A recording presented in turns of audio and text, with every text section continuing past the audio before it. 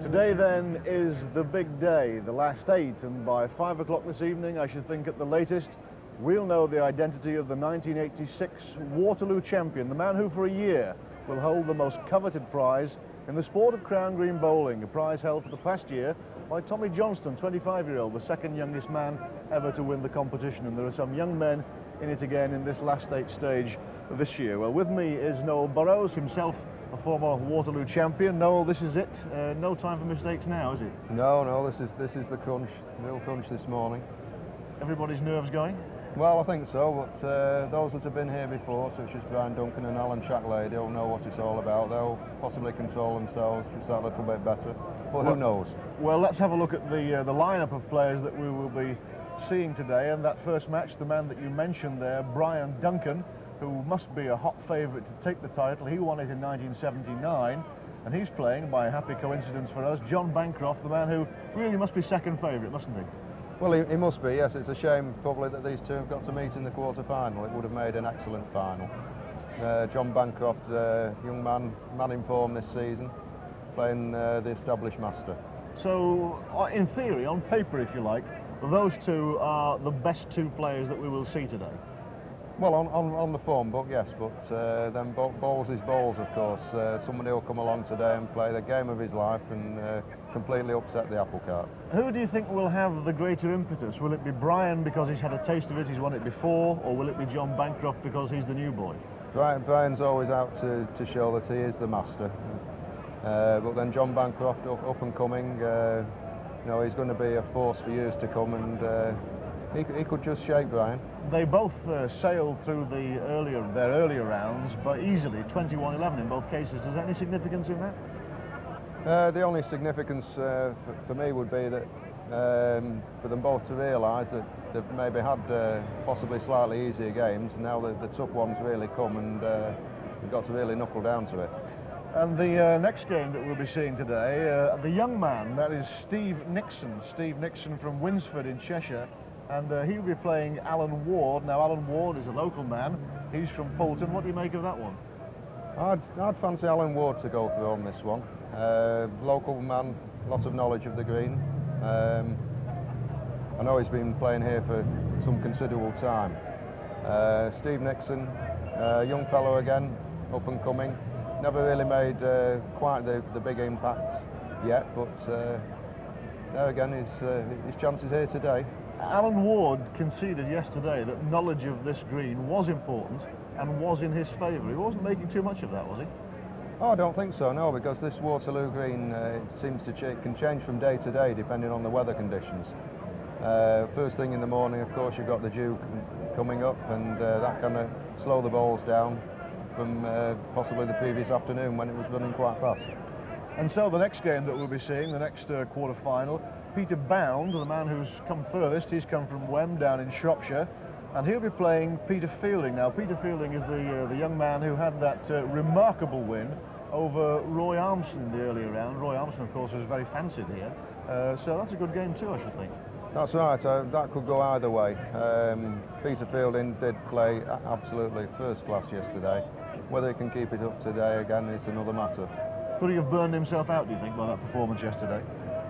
Possibly. Of course, Roy Armstrong didn't lead too well. He didn't really put Peter under pressure. We've to see what he can do under pressure yet. Yeah, it must have been very disappointing for Roy Armstrong, obviously, wasn't it? Because, I mean, he's been around for a long time. He's a cool, calculating, accomplished player, and he's gone again. I was speaking to him last night. He was very disappointed. He couldn't really put his finger on why, but it happens. What about Peter Bound? I mean, he's from down there, sort of in the Midlands area. They turn up the odd good bowler down there, don't they? That's right. Well, I think Tony Poole really set the scene coming up here in the last 10 years and winning competitions on this Waterloo green, and he's given the other Midlanders he's whet their appetite for sure. Right, and the next quarter-final, possibly a good game too. Jeff Sykes is in that match, and he's from Murfield in Yorkshire. And he'll be playing the man, A Shacklady, who had that titanic battle yesterday, a marvellous game against Norman Hill. What about that one? So that was a magnificent game yesterday. I mean, Norman Hill, no one gave him a chance. I didn't give him a chance for certain, and yet he was leading 2018 and just failed at the last hurdle. Interesting game this actually, because Jeff Sykes and A Shacklady both play the same type of marks, about 3/4 length into the corners, and really it's a question of who plays it best on the day. If there is a third favourite, it would be fair to say, wouldn't it, that it is A Shacklady, really? Yes, this is his 4th time in the Waterloo final day. He's won competitions on here as well. The Lancashire Championship he's won on here. Obviously knows a lot about the green and the atmosphere. I would tend to just fancy him. He's had the last 2 rounds have been very, very tough games, and he'll be very keyed up. Very briefly, you said Shacklady has been here 4 times in succession. Is that Not good in or succession. bad? Well, 4 times in 4 very times. quickly. I mean, is that good or bad? Well, it can, I suppose, work against you. You must think, you know, what have I got to do to win this competition? Yeah. So that's possibly going through his mind as well. But I think he'll progress to the semi-final. But it's the first match that we will see this morning from Blackpool that really could be the best, a match that in many ways people will agree is fitting for the final.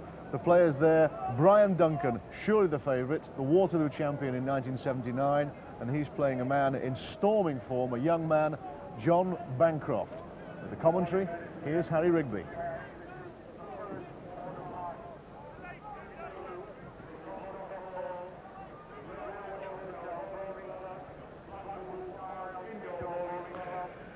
Line up now for the first of the quarter-finals in this final day of the Waterloo Handicap 1986.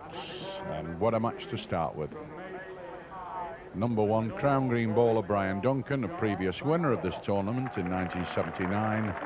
And he's taking one of the real rising stars in Crown Green bowling, J Bancroft, Manchester Evening News champion and winner of the Bass Masters this year. And he's on fire at the moment, according to the tipsters, and we'll see whether Duncan can put the flames out.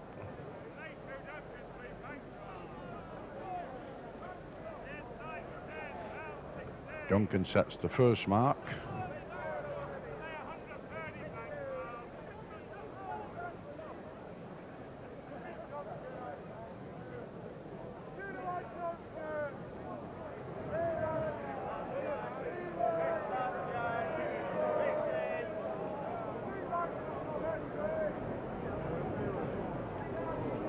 J Bancroft from Hyde in Cheshire, plays for North's Bowling Club.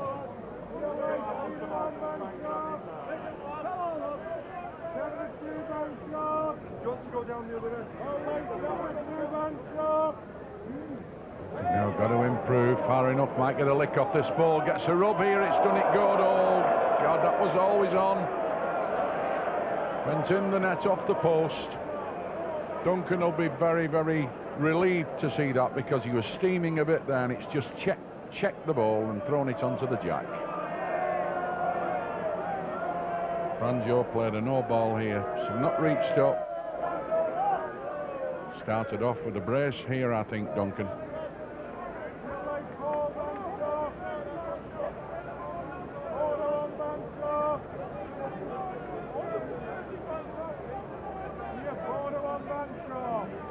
Brian Duncan 7, Bancroft 5. The game is 21 up.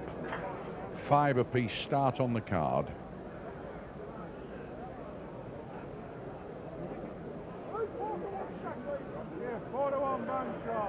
Now Duncan a little bit fortunate there, Noel, wasn't he, in that end? I know Bancroft played a short ball, but he was, you know, very fortunate really to counter double there.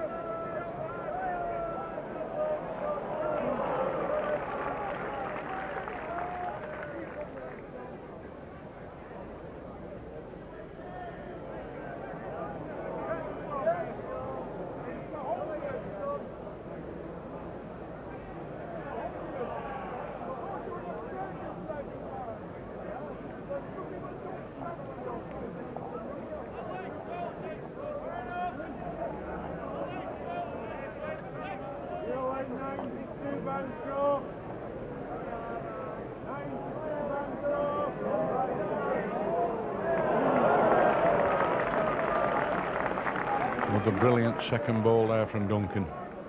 Can't give this man too many chances. He's just got away with a dodgy end, and now he's played 2 fair balls on a mark of about some 60 odd yards. Bancroft looks in the bottom and off the road. Looks like conceding another double here.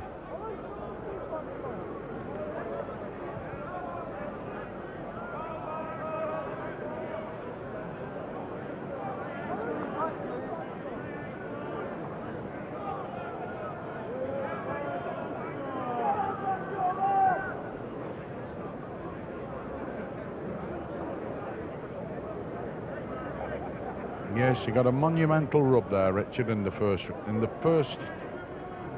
end of this quarter-final, and of course that's really set him alight now.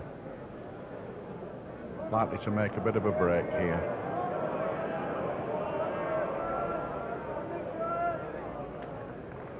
Brilliant lead. Coming a long, long way. Bancroft now struggling for a length. Smack on the road this ball, but it won't do it. Died well short.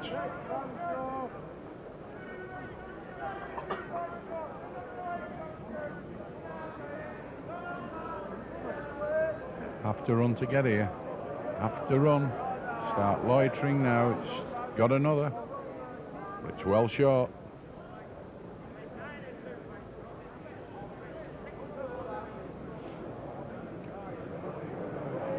Better pace. Better pace.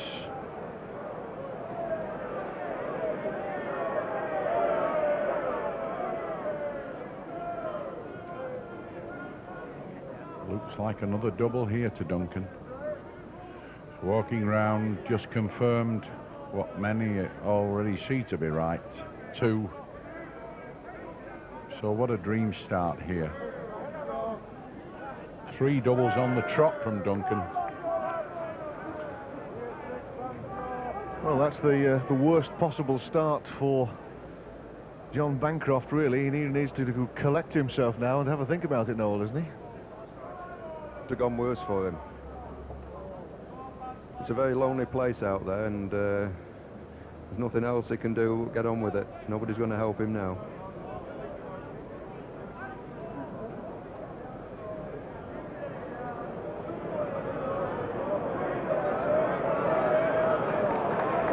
Oh dear, oh dear. Well, He's got a nice margin to play with now, Duncan. Relaxed, accurate.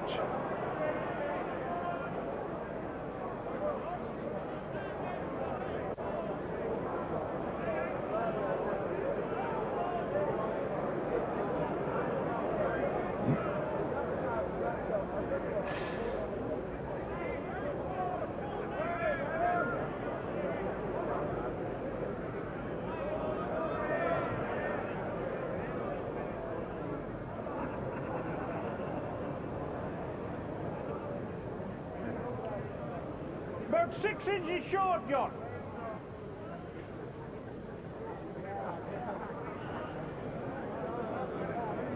It's got to be far enough. He's played a few balls just on the bottom, gone by.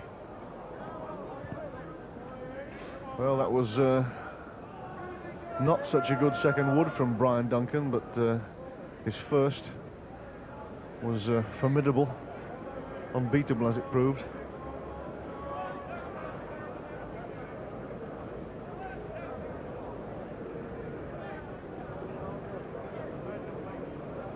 Well, Noel, if Banjo doesn't pick a ball out shortly, he's going to be walking off the screen and having a real good hiding, and he'll go back in the stands full of good balls. He'll not have played any, and he'll have them all in his bag. It's happened before, hasn't it? And it looks as though it might happen again. I know the feeling. Of course, Brian Duncan is such an experienced player. He's going to keep nagging away at this length. He plays it every time I see him playing here. He plays on this mark. He knows it inside out, back to front, in all conditions, whether it's fast or slow.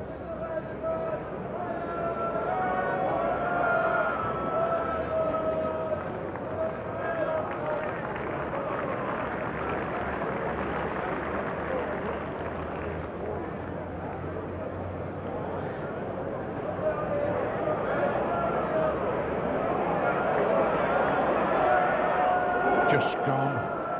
Good ball there from Bancroft. Didn't get the look again to pick the jack up. At least he's got a length now and reaching up far enough. Duncan got a lead of 12-5. Have to run a bit more yet before it pulls another.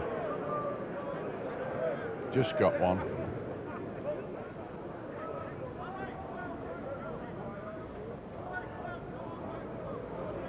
Run away. Run away. Can't get here.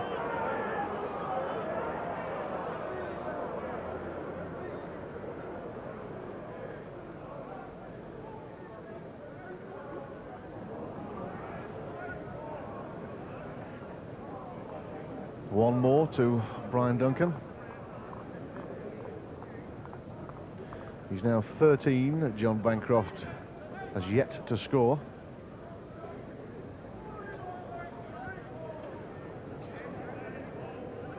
Playing all the time, deep into this corner now. Making Bancroft reach. Bancroft not had a feel at the jack yet, so he's doing it all. Playing it by ear at the moment, Bancroft. Bit of a chance here. He's far enough. He's far enough. It's got to run. It's got to run and run hard. It's not there.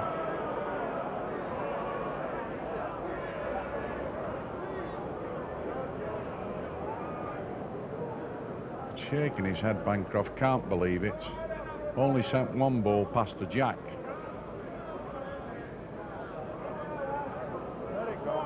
Duncan now in full flight. Got to miss this ball of Bancroft's. Played a reel in this time. Bang in front of the jack. Very difficult for Bancroft to get in.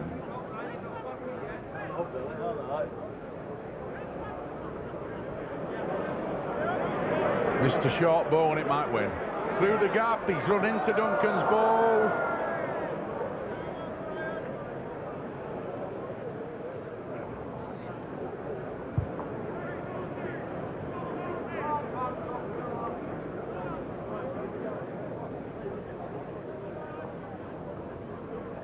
Well, Noel, he wanted a bit of luck there, didn't he, Bancroft? Didn't get it. Lost it at the first end with a bad kiss. And then what's just happened? Well, the first thing he's done wrong today was lose the toss. And Brown's set the mark straight to his favourite corner. Had a tremendous amount of luck on the first end and just gone completely away with the game. He's absolutely standing around the jack coming back this way, Noel, isn't he? He seems to find it a bit better. The other corners, you know, it's a bit more difficult, I think, isn't it, to reach the other one? That's right. If you've not got a length on the other corner, the ball doesn't tend to peg to the jack at all. It slides away. Now then, can Duncan beat this one? He's got something to do here. Bancroft's on. It's almost won it, this. Hits the jack, he'll make two. Just gone out. Oh, through the gap. I'll bet Bancroft was breathing a bit hard there. He'd have touched the jack, Duncan, he'd have had another double. And that surely would have killed it off for Bancroft altogether. Have to run. Have to run a little bit more. Not get in the frame, that for me. One to Bancroft. He's opened the account.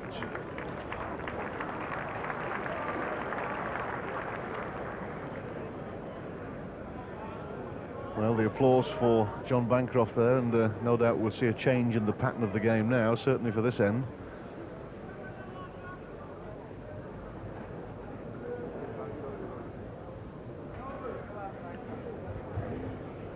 And that's the difference straight away.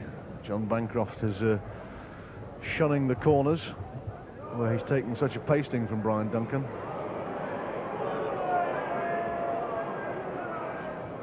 This is the danger, of course, coming off a long mark and going immediately onto a very short mark, maybe 23, 24 yards, and you can't find it straight away.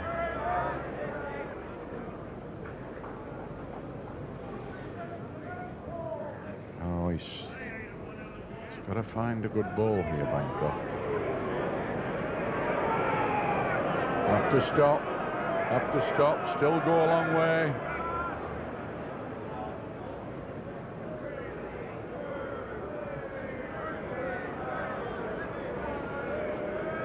Always a double. No, Bancroft failed badly there. He licks a good ball in the corners, tries to cut the green in half, plays a short mark about 25 yards, and Duncan steps in with a double. Bancroft much too far. He's absolutely deflated out there now. He's staring defeat in the face.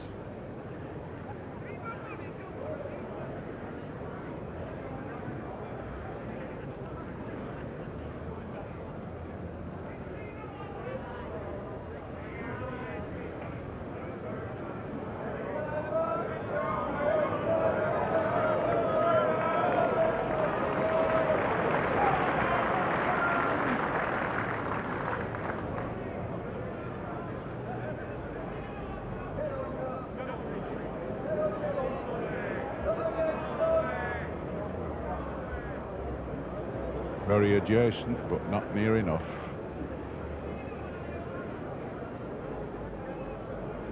Duncan now hurrying through to the end. Played another good ball here. Might even get another if it runs a little bit.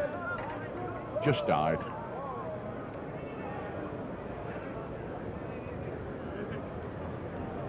I bet Duncan's secretly very pleased here, Noel, that he's just opened this massive gap, because he knows that this lad can really buzz a little bit. Oh, he's got him out! That's what he needed, Harry. Broke right for him there. Double kiss, split the end. Wonderful ball, really. A little bit fortunate to get the way they rolled about, but after all, he needs it.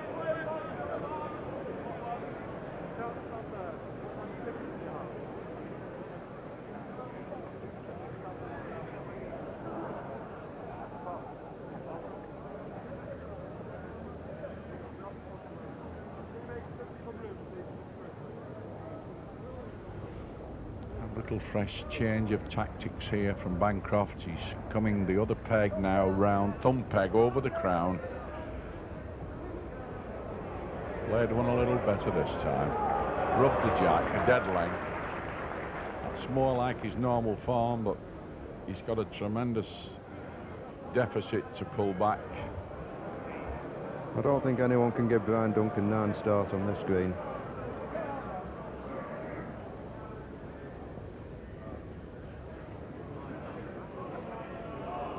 Let it go, John. Let it go, John. Let it go, John. Let it go, John.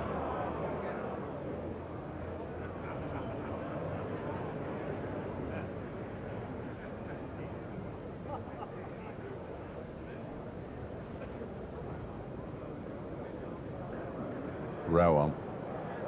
Bit of a row on, might go round the back of the jack and out. And it does.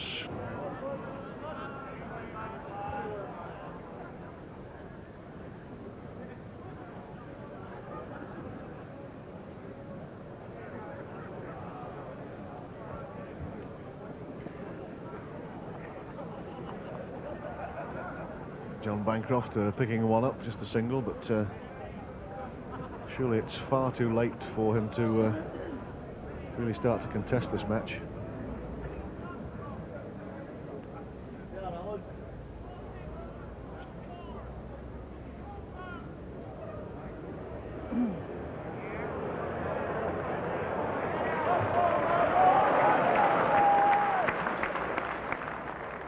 Shows what a great player this lad is, Richard, because, you know, he's made the worst possible start, playing the best player in the game.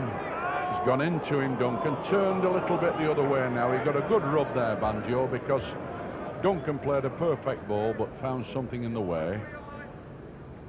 Leave it, John. Leave it, John. Bancroft now planking this ball down, trying to pinch another. He needs them all, and he's got one. Duncan might hit these. He'll hit these, almost certain.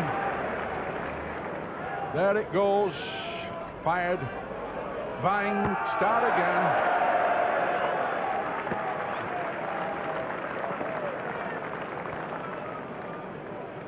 the anguish on the face of J Bancroft at that point was visible for all to see.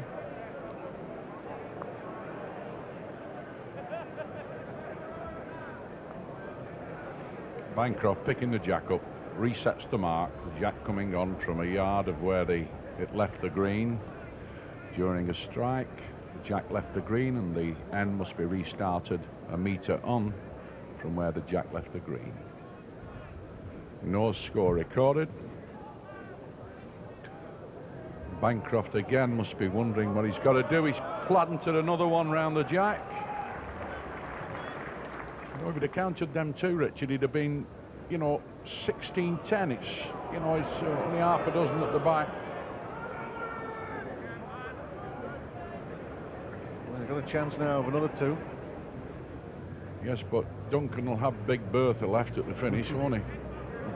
You know, these will get walloped again. If he stops near his own ball, he might hit these as well. Yes, played through, trying to pick the jack up clean and make two, and he's done it. Counts a double. I don't know. Certainly one. Looks like two.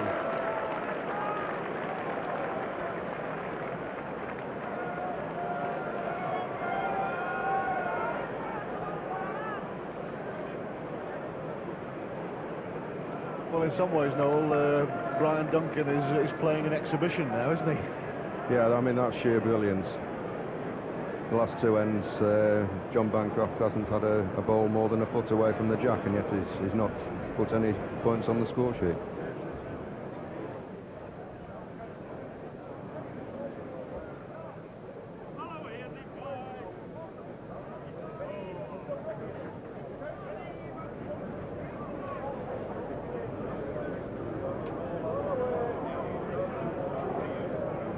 Two brilliant hits there from Duncan in succession, taking 4 chalks away from Bancroft and counting to himself.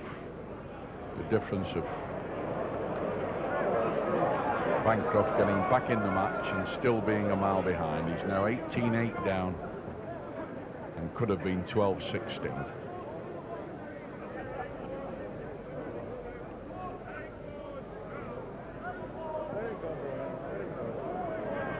Again, smack on the road, just pegs on the top side, slips past the short ball. Again, it's been short all the time, hasn't he, down there, Noel? He's always come back the other way and played them near. That's right. If you notice, the shadow still on the green from the east stand there.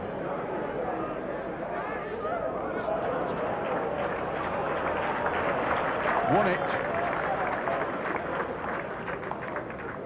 Bancroft's having to work really hard to get chalks on the card against this man Duncan. He does all the right things at balls. Shaking his head there, but he's played some brilliant stuff, and so has Bancroft. Apart from a terrible start, he's gathered himself a little now and started to play like the champion he is.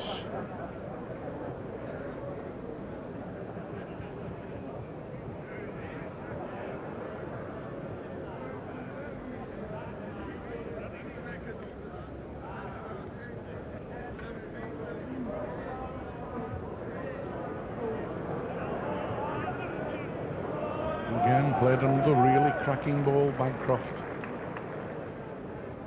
He's forcing Duncan to be brilliant, because if he starts spreading one or two about Duncan, gone out. Bancroft's still on. He's playing up for a second. A bit awkward lie, those balls, but Bancroft is on. And Duncan now might try and take the ball out belonging to Bancroft.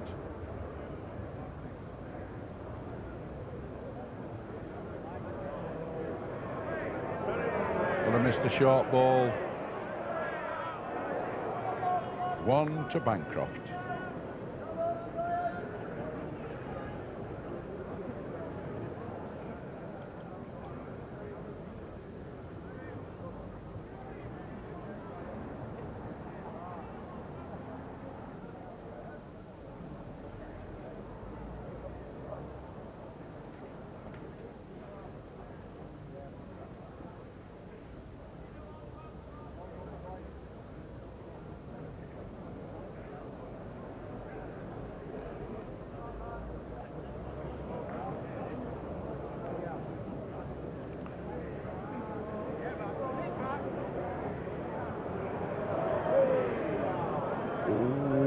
Can you stop? Gone out. Just gone by. Duncan realises full well that although he's got a good few chalks to play with at the moment, within a few hands this lad could alter the situation.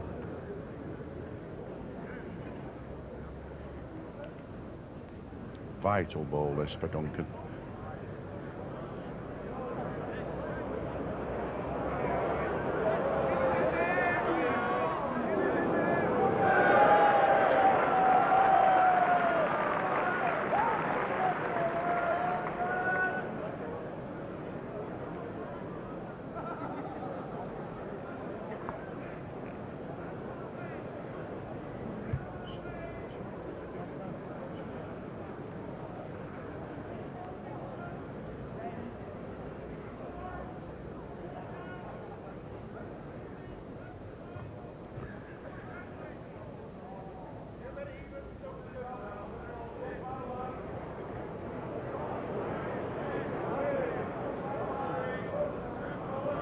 Always roundabout, good balls, live and let live balls. Duncan now being forced to find really cracking woods to get in. And found one here. Picks the jack up, it wins, certain, good ball.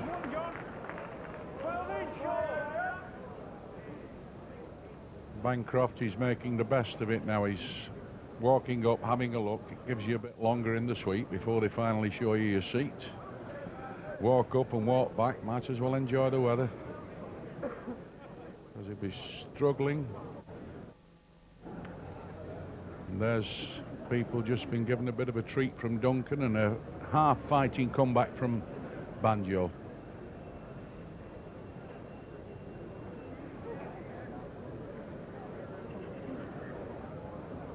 I think Brian Duncan's just broke the strings on this Banjo, no? Because, you know, it's a recovery from this horrendous start. He's played one, gets a lick off his own wood, he might count. Good ball, but went through the gap and out.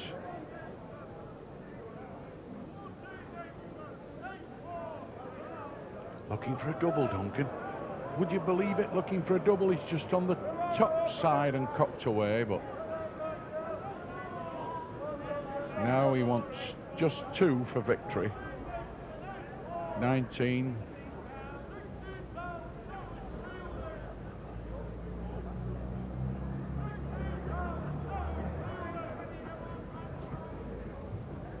Well, there's no doubt about it, Noel. If Duncan breaks out here with a double, gets up now without Banjo adding to his score, Bancroft, it's been the start, hasn't it, that's decided it. The way things broke at the beginning, went for Duncan, and he's capitalised on that. That's right. I was talking to Brian early on this morning and just discussing how the game might go, and he said, well, it's just a sprint really. You get away to a good start and that's it, you're home and dry. And sure enough, that's what he's done. Still got a few good balls left in his locker, Bancroft. Just won't lie down. He's played some really brilliant stuff. But Duncan's not only matching them, but beating them. Just rubbed by the jack and went through.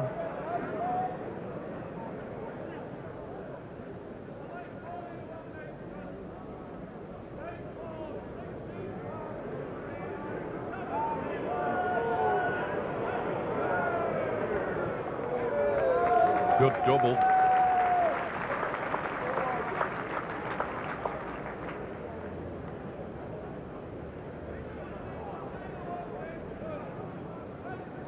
Well, no, there's the score.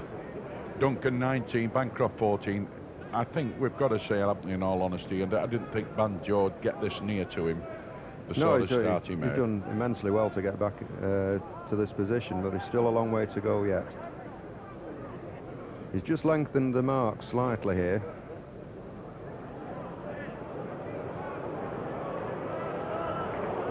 Played an absolute smoker. He's played these, hasn't he, consistently? He's played these consistently, hasn't he? For the last 3 or 4 ends he's played, and missed the jack. It's gone through the gap.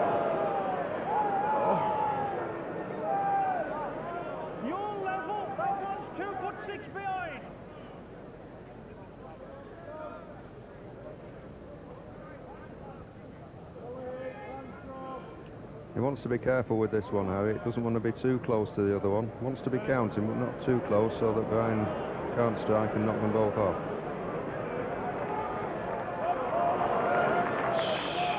Might have a do at the jack here, Duncan. He knows if he can pick the jack up, he's up. He's got the back ball. Tipple the jack, it'll kick round now and come back, but he might be too far back. And he could be short. It's 2 to Bancroft. Hello, we've got a bit of a recovery on here. 16-19.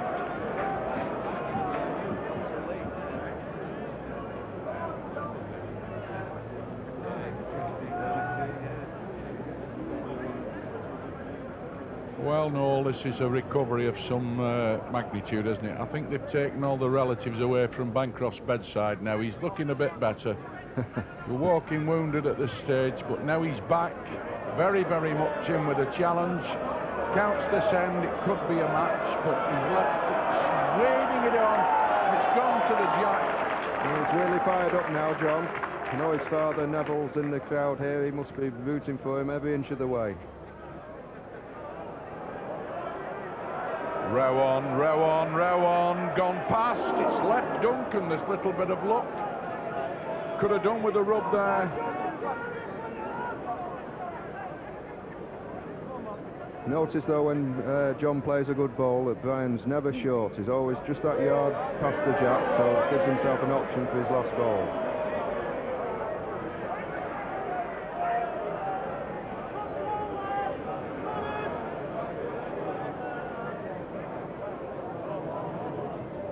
Yeah, because he realises, Bancroft, that he's played that ball a little bit too far. He'll not pull the trigger, but Duncan's going to try and see this ball off, belonging to Banjo. Bang, gone, start again. It's a brilliant strike there from Duncan, because if he misses, Bancroft certainly has one, and he would have only been just 2 chalks behind. I think Brian took a bit of a chance there. If it had been just on the bottom side, he could have easily taken his own ball out and left Banjo with 2.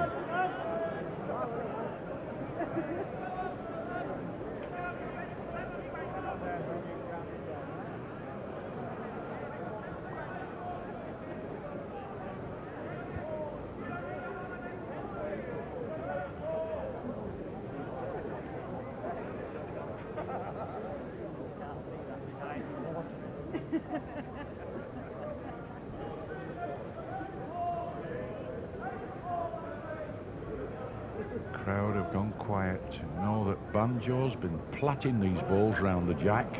They're waiting to cheer another one, and it's on its way. It's on its way, got a mile away. It'll get a big round of applause, this one. Bang again. Playing some great stuff at the moment, Bancroft. Finding a real Dunkirk job here. Duncan's nearly done him. He's just on the bottom side and gone out.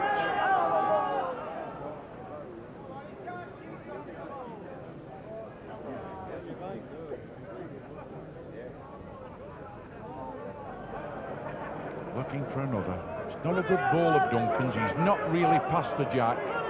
Counts another. Gets down the hill. It might just squeeze one, but no, again, Bancroft very disappointed, because Duncan will try and see that ball off. Played at it fast. Gets it out clean. The matchup might be over. He's hit the jack and run it on, but got one out of it. Brilliant ball. John got what he deserved there. He was short with his second ball. He should have counted another.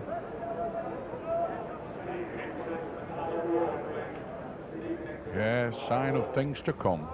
Their turn's got to come yet. Some of the contestants, the quarter-finalists, A Shacklady in the yellow and Peter Fielding. There's Jeff Sykes on the extreme right, the Yorkshireman.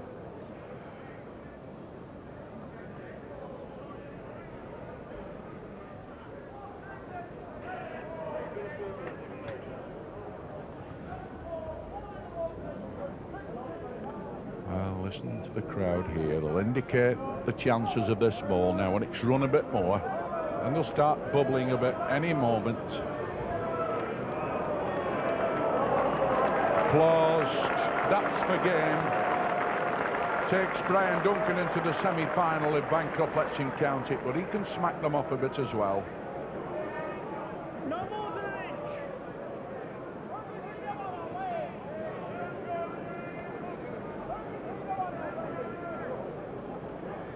inch. You can't get him any nearer than that. A little bit short, somebody said. Yeah, just enough. A coat of paint. They've been stuck together, the jack and the ball.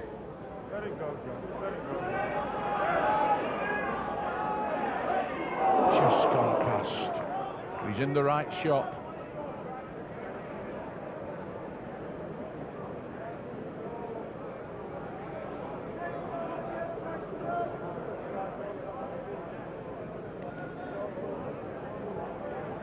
Duncan trying to play short, counting and in the road, and he's done it.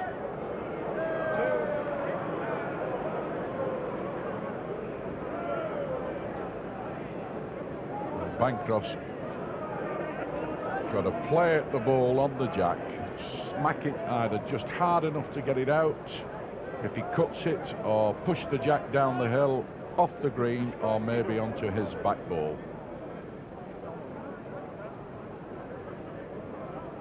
You can't play to save, can they? Let it go, Bancroft. Certainly far enough. Listen to the crowd. Might be a big handshake's job. He's done it. Oh, he's not cut it out enough. A brilliant ball there from Bancroft. What a brilliant try, and yet Duncan now shaking hands after an absolutely marvellous match that saw Bancroft make a terrible start and then come back into it. But Duncan just kept the pressure on all the way through, winning 21-16. Well, it was a wonderful game. That Bancroft kit had to go uphill all the time, made the worst possible commencement.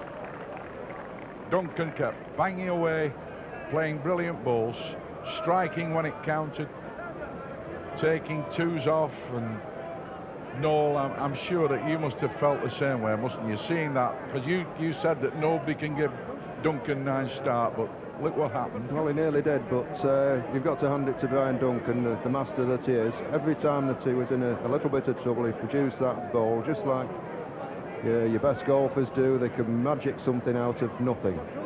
And sure enough, he's done it at 1916. Produced virtually a match-winning ball there to take John Bancroft's ball and the jack and count one for himself.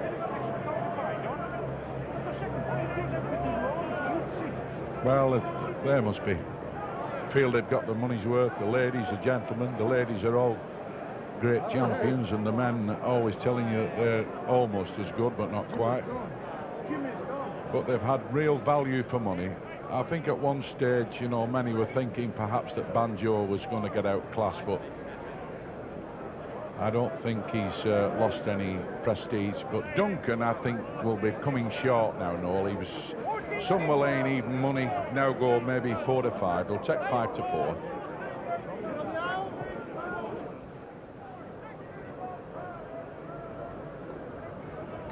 A good lead, like, and John started playing well, and I was just reaching up and missing, and I think he came to about 16-19, and it was A-Lads A again. Yes, I mean, it was a start to the game that you couldn't have wished for a better one, really, could you? Because, I mean, you got 3 doubles, first one was a bit tricky, and you looked as though you were just sailing away with it. Well, the first 10 I got a very lucky hit, like, which went to the jack, and luckily for me, like, he didn't even save one, and I got about 3 or 4 twos together, and I think I liked to be about 27 during the game, like, and I thought, well, that's all right, but at the end it was a close game. The way John Bancroft turned it round and pulled himself together was quite remarkable, wasn't it? Well, he has been leading very well, and luckily I've had a good lead on him today, but the later stage of the game, like, he's been playing short links, he's been putting them there, and I've just been forced to reach at them, like, and I've just been hitting wrong, and he's played very well. And later on, you were having to move the jack quite a lot as well, weren't you? Well, I had to strike 1 or 2, and I think one of the ends when he 2 balls in late on, I should have struck at him, but I didn't think his second ball was quite as near. But and I played 1 a bit too back, but I think I should have struck afterwards, like, but... And right at the death there, I mean, it was so close, wasn't it, for John Bancroft, particularly, the last end? Well, suppose the ideal ball at the death like was to play one behind, but I was trying to disturb in the one I had like, and I thought if I can just get one in the road like, if it's my ball full, you can only count one like because mine will go with it, and then I might just count myself. Anyway, it's a place in the semi-finals now, obviously. Do you feel that it's 1979 again? It's about time, isn't it? It's very hard to win it once, never mind twice, but I just hope as I can play well, and you know, it's a good game on now. Alan Ward and Steve Nixon, it's anybody's game, and they're both playing well. It's just on the day. Any preference for the winner of that one? I'm not bothered who I play, I'm just hoping I can play reasonably well and just keep scrambling on. Well done, Brian. We'll see you in the semi-finals. Thanks very much. Today, the next of the quarter-finals brings together Steve Nixon, the young man from Winsford in Cheshire. Had a very good, very impressive win in the earlier rounds over Billy Callow from Rochdale by 21-14. There's Steve Nixon, and his opponent in this quarter-final is Alan Ward. Alan Ward is the local man from Poulton. They're vying, of course, for the next place in the semi-finals, place already booked by Brian Duncan. And with the commentary on that game, here's Harry Rigby.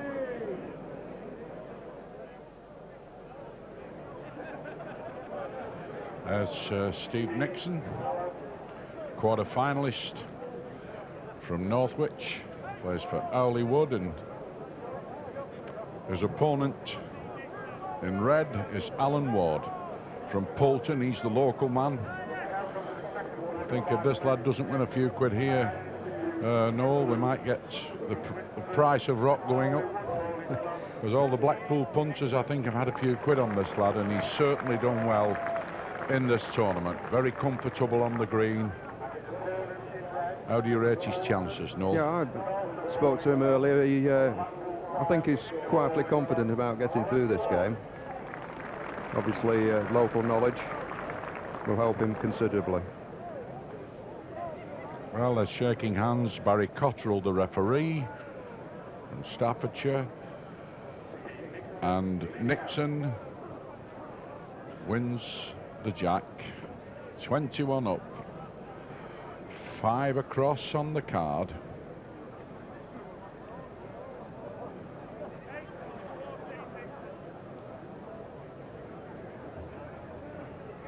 Just one little point. There you see Nixon now just sent the first wood no, but on you hear about people where they say that he's had no major success, but I remember this lad having a terrific run at the Victoria Bowling Club at Stockport, which is one of the major events, won by Norman Fletcher, and this lad, would you believe, got licked in the final. That's right, but nobody ever remembers the runners-up, Harry. They always remember the winners. And he's not actually put his name on a major trophy yet. Maybe this will be it. Well, he shows a lot of promise.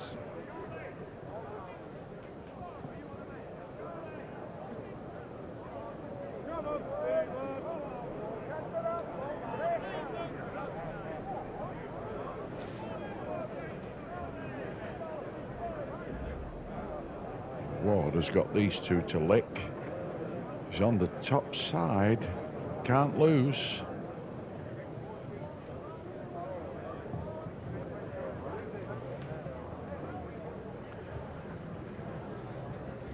So Alan Ward from Poulton opens the scoring, going 6-5 in front of Steve Nixon.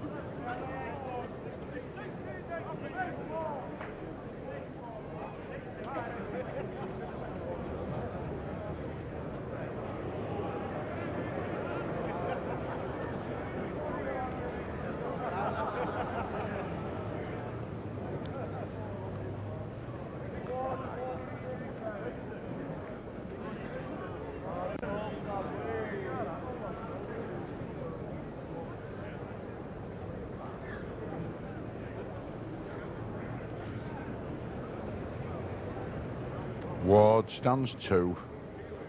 Little short round peg swinging from left to right down the hill. Nixon trying to find a winner here. Slight chance.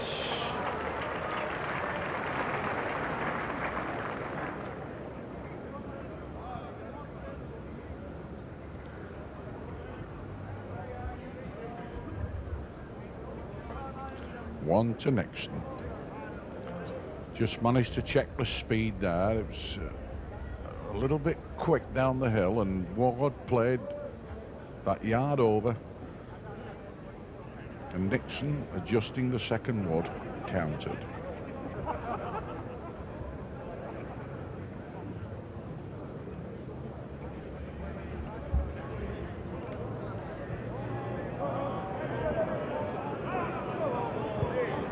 Played a no ball.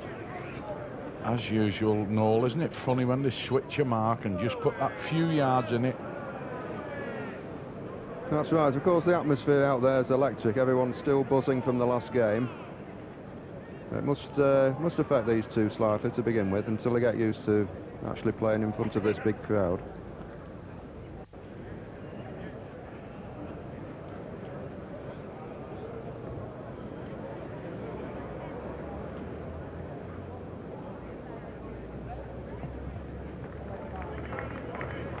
Well, that's a bit better from Steve Nixon.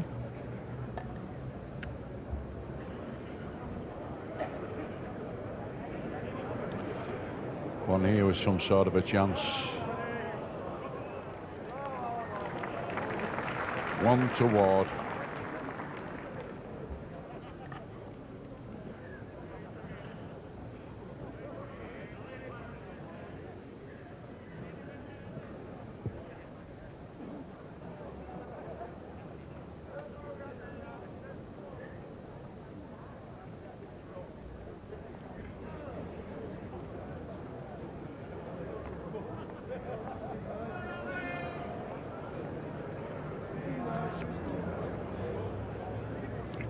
Struggling just to find a length. He's gone past.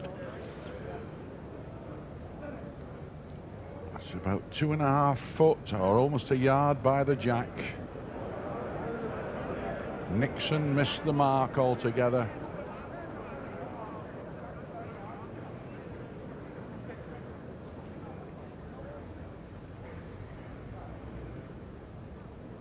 Now Ward looking to play one and take a couple of feet out of the running. Certainly far enough to go past the jack again, but only just. Good ball.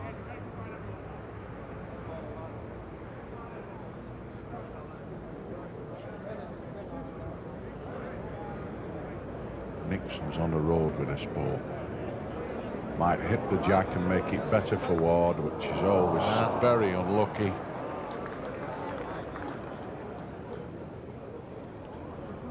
Unlucky rub there for Nixon.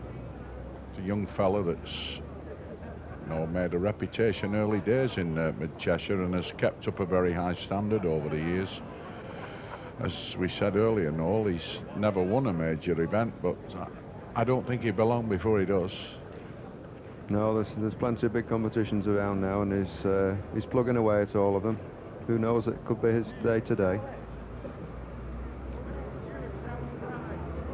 Alan Ward seems to be adopting the same tactics as he used yesterday in taking his opponent round the green on different marks.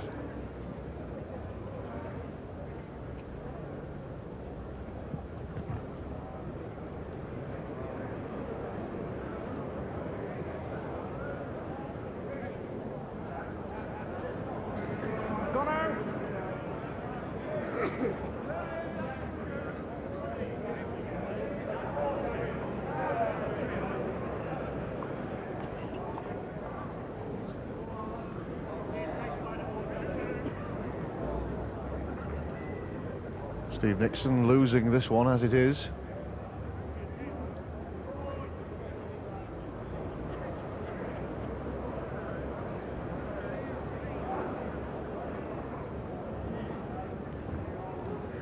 Can't win it now.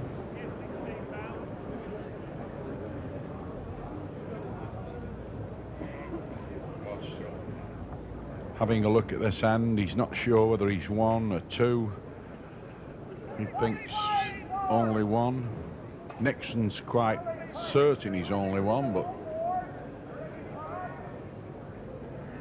Ward confirms what they say.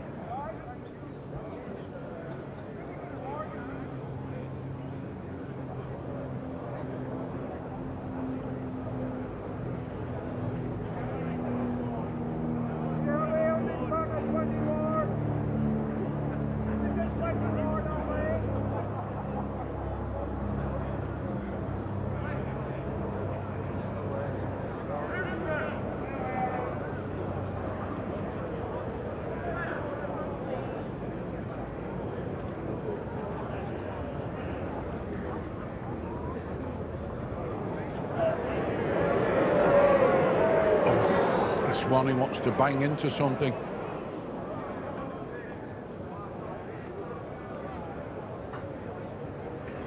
Much too much pace in that. I think Ward's making his Greenall his tell no, isn't he, along these short marks where he's playing into these basins with a little bit quick finishing. That's right. He's spreading them out, but he's still getting them on the card. Steve knows here he's got plenty of room to get in.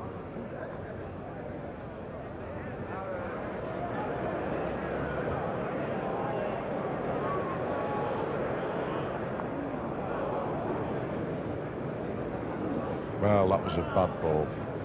You know, really? you've all that room to get in sometimes, Harry, and you're standing on the mat there and you think this should be easy. And your concentration just goes and, well, you see the result.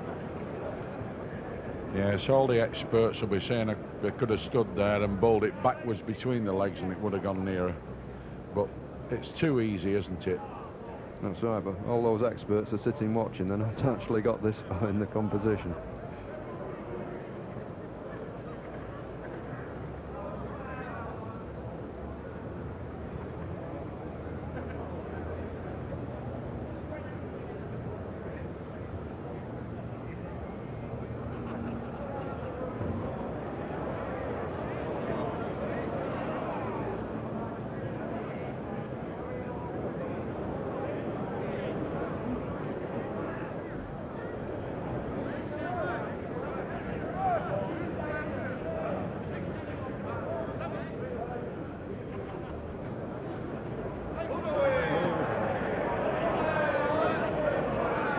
Condemning this ball, they don't think it's any sort of a chance. It's died and Nixon stands 1.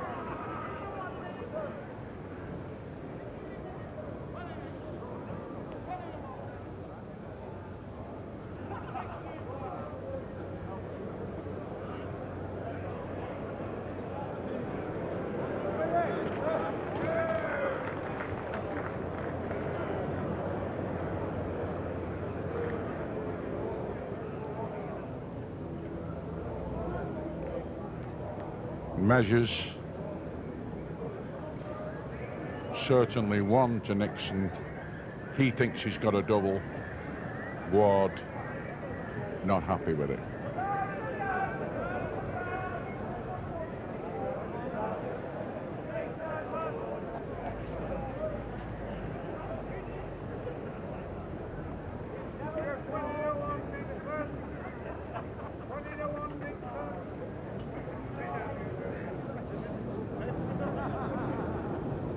Touching now. Yeah.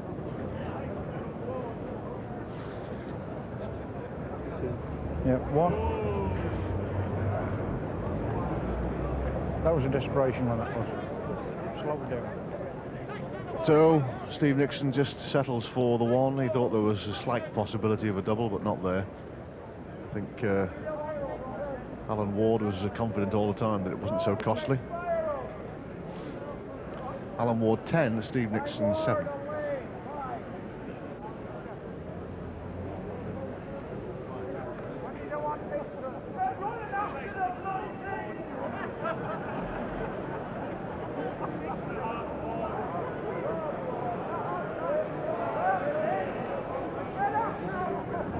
Nixon just extending the distance a little now. Gone on a mark of something about 45. 50 yards.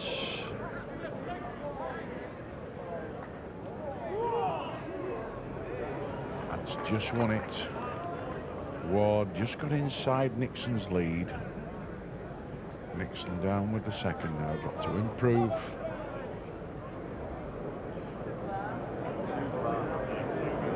Might hit the jack. Just rubbed it, but not enough, and has gone by.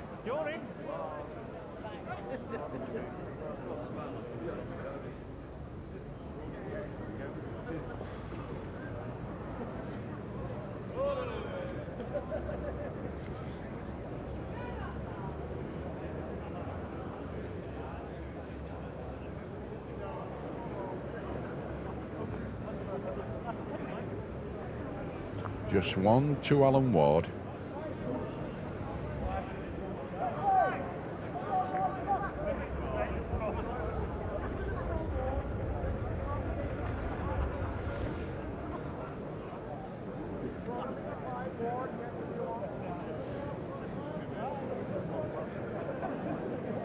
There's the Blackpool man in red. Alan Ward from Poulton, plays at Carlton Bowling Club. And he's carrying the banner for the Fylde Coast. This is the one that's the local lad. Just opened a nice gap of 4 chalks, 11-7 in front. And his opponent just starting to trot up there after his ball in blue. Steve Nixon from Owleywood Bowling Club, Northwich, Cheshire.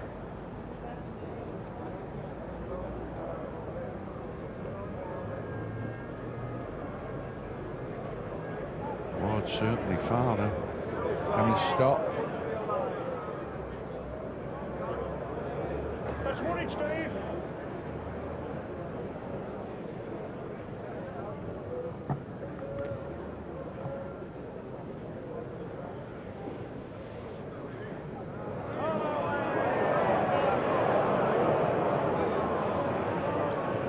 Crowd a bit hostile there because they knew that Nixon played that ball as though he'd just picked it up out of a pan of boiling water there and all, didn't he? Couldn't get rid of it quick enough, and there was all sorts wrong with it. That's right, it's always criminal to be short when your opponent's in. But they have asked for the measures here.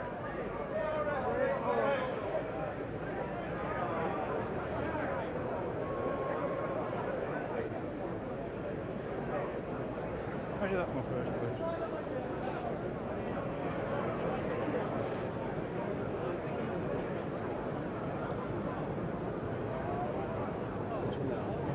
Oh, thank you.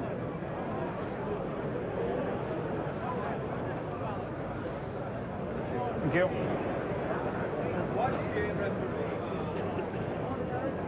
Just 1 to Alan Ward, as seemed to be the case before the measures came on.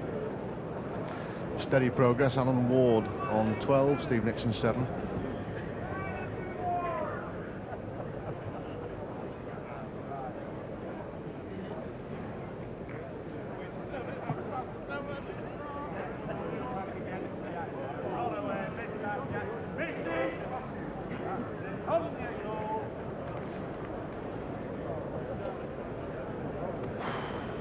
Five in arrears, Steve Nixon, and you feel now that he really needs to step up his game if he's going to have any chance of a place in the semi-finals. It's better. You have to take advantage of your opponent's mistakes, and he's done that just there.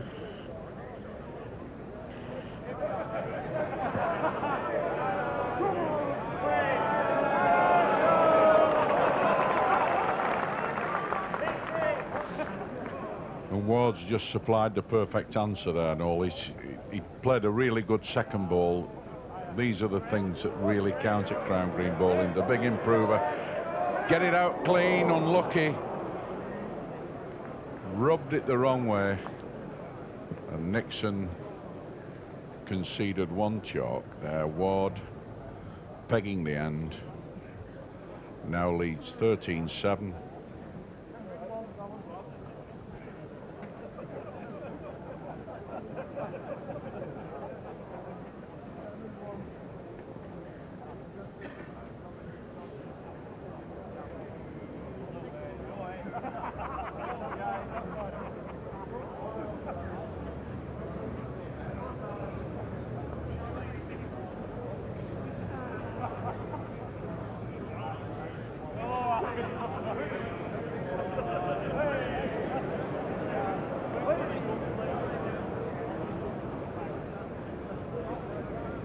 I was just weighing up this play from Ward, the Blackpool man. He just plays the green a little bit like Steve Ellis, doesn't he? When Ellis won it in 1984, he used a lot of these short marks, playing in and out of the basins and swinging peg marks.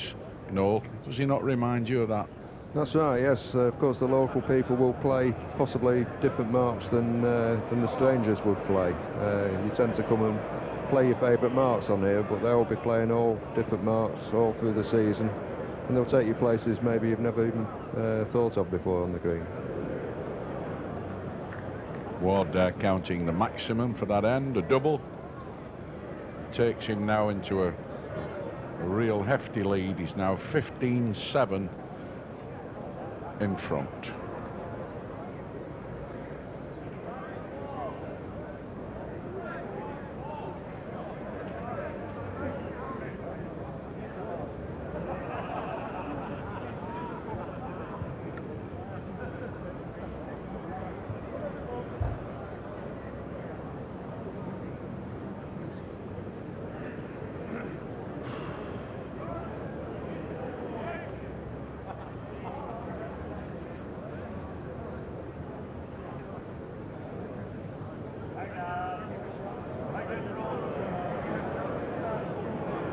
Very good ball from Nixon. He needs a few more of them. Wants a few more that'll get him up sides with this man Ward, because Ward is playing very, very confidently.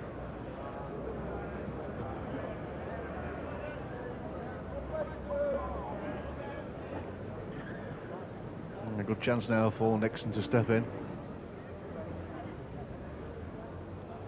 Won it with his first.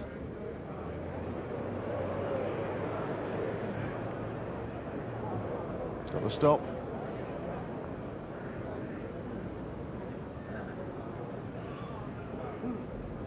Just one.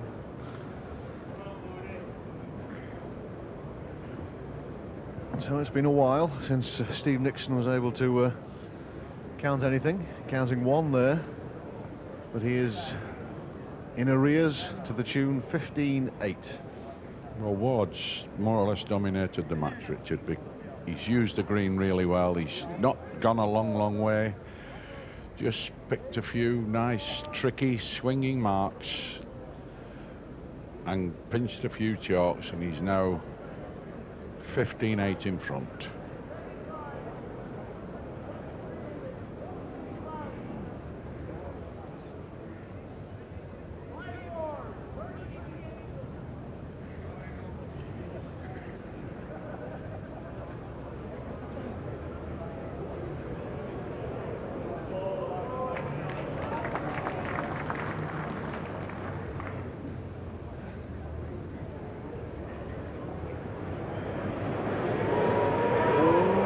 This is racing. Can he hit the jack? Gives the jack a bang. Oh, what a difference. That's a real good rub.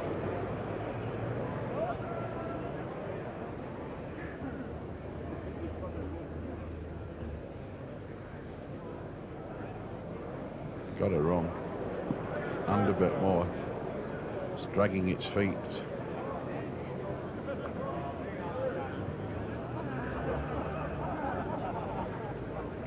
Nixon seems a little bit shy about putting his hands up there.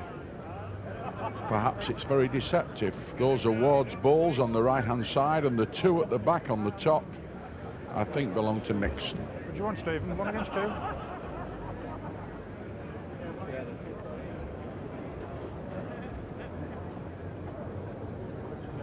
Thank you.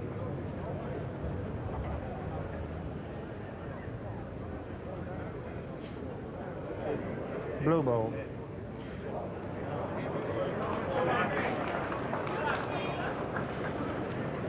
Nixon just nicked one out of that measure. A little bit apprehensive at one stage, Steve, but he got one.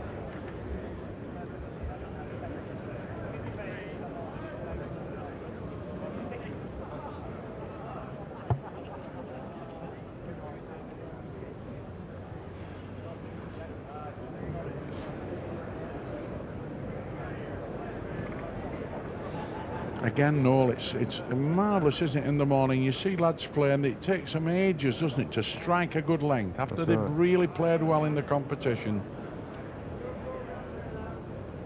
Yeah, I think Steve has made a tactical error here. He's gone back on a similar length of mark to what Alan Ward was playing before, and Alan's replied with a good ball there.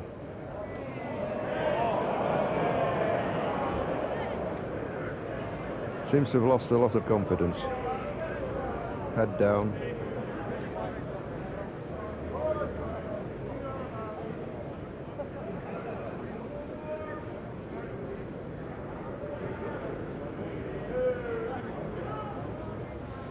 Bit of company for the other one. Gets a double there. Getting nearer home all the time, Ward. Just 4 chalks away from his place in the semi-final. It's 21 up. Ward now in a very, very commanding position. And Steve Nixon, as he has before in this match, really throwing away the opportunity to make any inroads into that lead that Alan Ward has.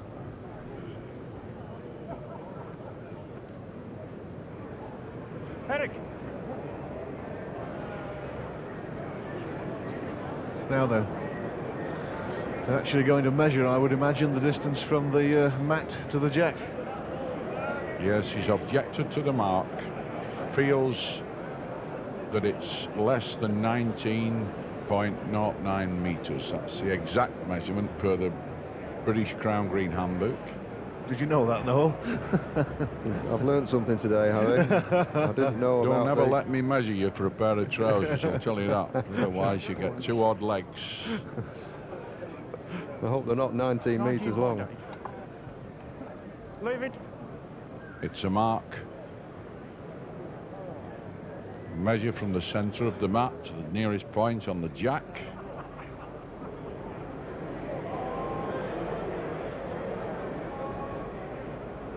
Through the gap and away. Clearly it was Steve Nixon who asked for that to be measured. I mean, what do you make of that, Noel? Is it just a touch of frustration, desperation? What is it? Not necessarily. He probably thought it wasn't a mark. You do have the right to object after the first ball has been played.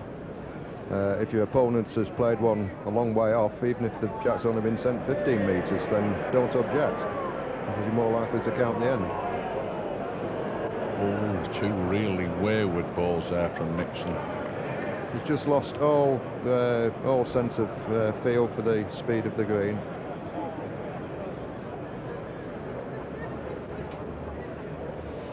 Yes, great pity, because he's played really well to get this far, and now just on the day when it all counts, it's not gone right for young Steve Nixon. Cheshire County man, Owley Wood Bowling Club from Northwich, but I'm afraid he's going to have to watch the semi-finals from a spectator position. It'll be an experience he won't ever forget, Harry. It will stand him in good stead for the future. Next time he's here, he'll know all about it, and hopefully put up a better performance.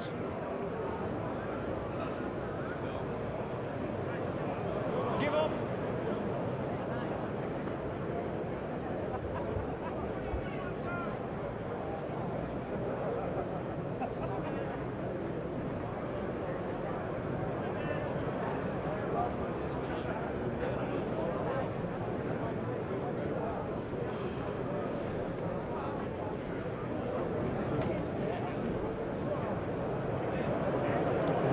To run. Might be a shake hands job if he doesn't.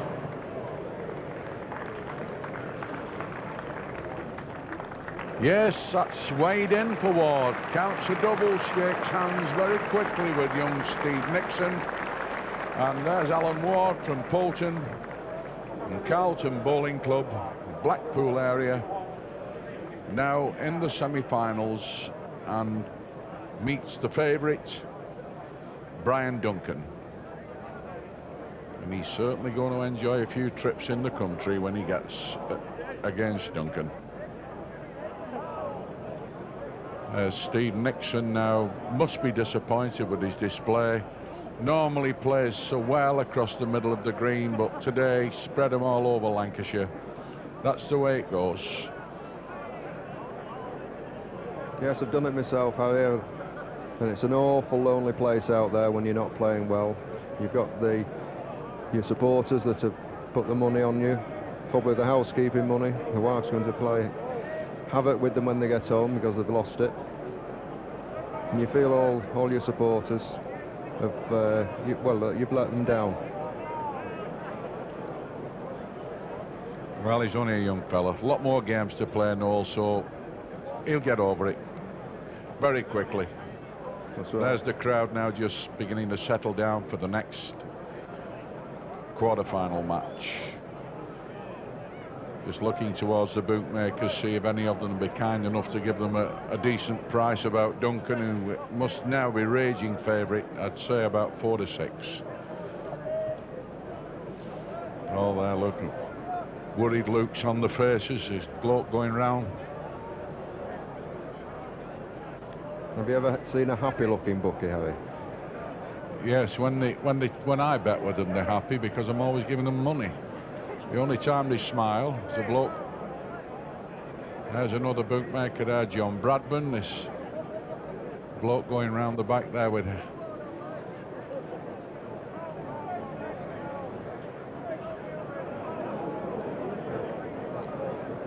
Well, Alan Ward, the second semi-finalist of the day. Alan, a bit of a stroll, was it? Well, I wouldn't quite say a stroll. I thought I was a little bit erratic at times, but Steve was struggling for the length. I think he was a little bit late arriving, and he sort of... It's not so easy out there, put it like that, with a lot of people shouting. Did you play as well as you hoped to? I mean, perhaps not from what you say. Well, I think when you get to the final day of the Waterloo, if you can have 3 good games, that's all you need to win it, which is everybody's ambition.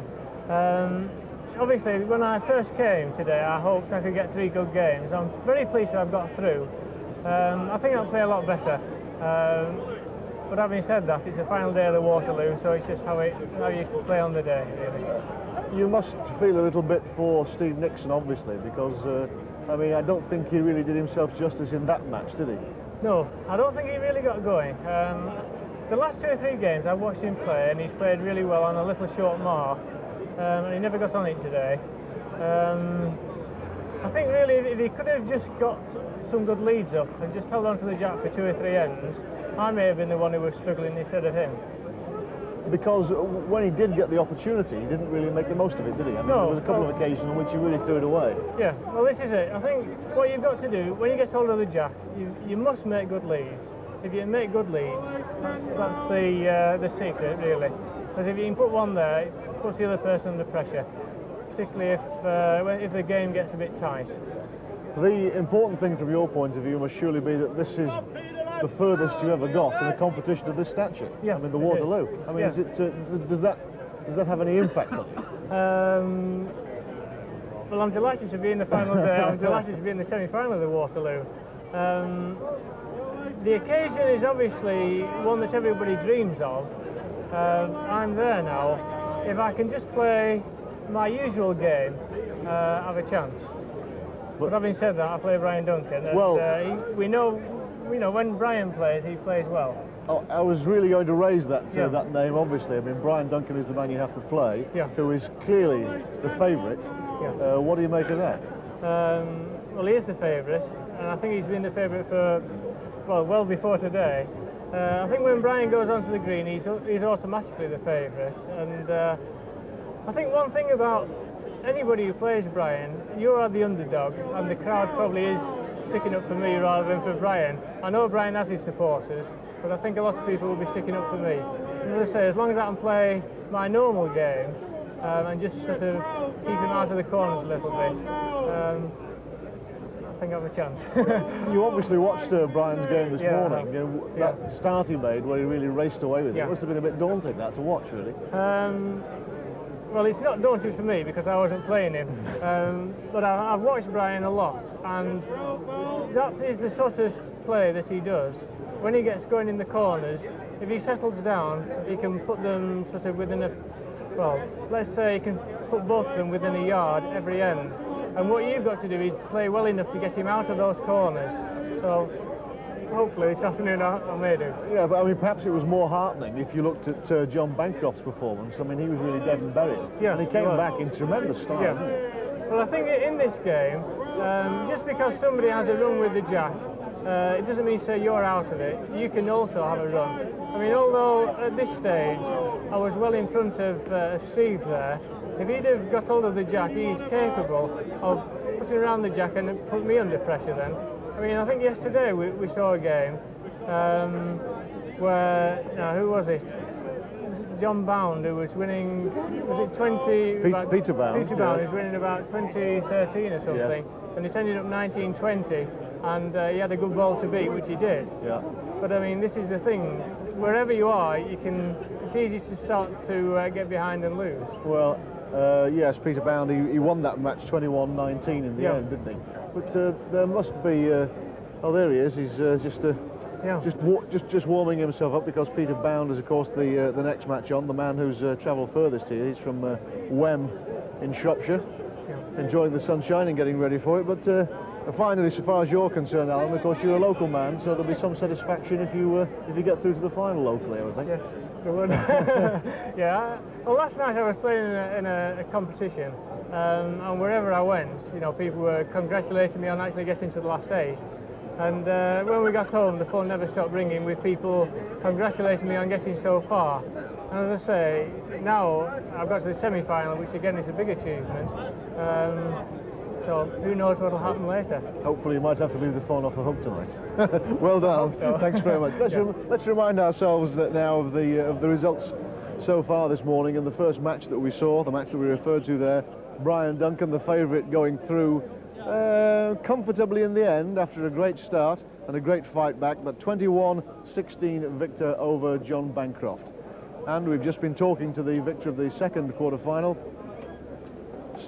Alan Ward, 21-9, the winner against Steve Nixon. And so there we are, the next quarter-final in action. Peter Bound, he'll be playing Peter Fielding. Here's Harry Rigby with the commentary. A third quarter-final just about to get underway between Peter Bound, Shropshire County man. Peter there just getting all the equipment in order, hoping for a win that will take him into the semi-final, and I'm sure that all the players in the Shropshire area will be really rooting for this lad. Remember, as Noel Burrows mentioned earlier on, that Tony Poole was one of the real trailblazers up here. Came up, they said he couldn't play, he won the Top Crown and he won the John Player, and he's featured very strongly in this sweep, and this is another product of that stable. Peter Bound, who sets the first mark, he's in red. The game is 21 up, and there's 5 apiece on the card.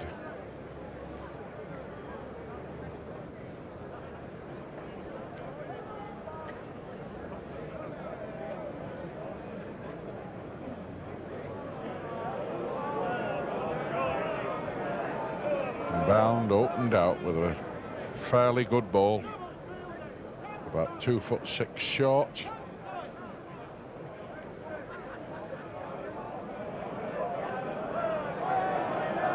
One here with a definite squeak.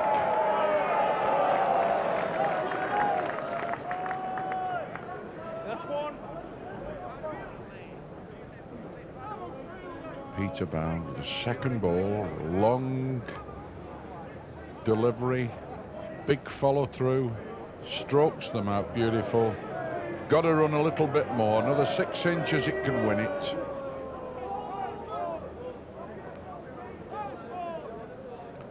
Certainly have to have a look at them, but Peter Bound, no doubt, he confirms to Peter Fielding, his opponent from Rochdale, that Fielding is definitely on.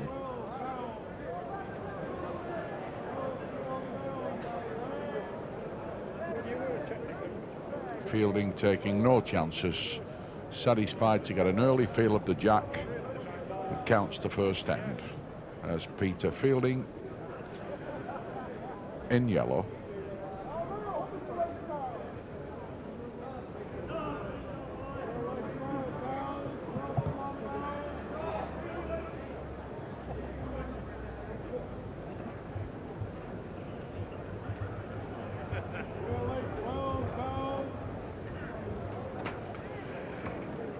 Noel, this Peter Fielding's made quite an impression, hasn't he? He's a star winner like you at Failsworth. He won this Grants Classic, and he's, you know, created a very, very good impression, I think, this year at Waterloo.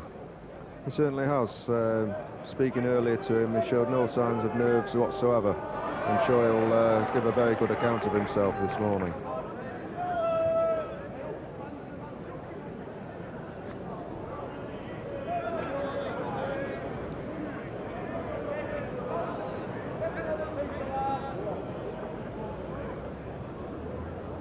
Fielding just altered the mark a little, gone across the middle of the green, and Peter Bound short with his first ball. He's given us a lot to do, well round the back.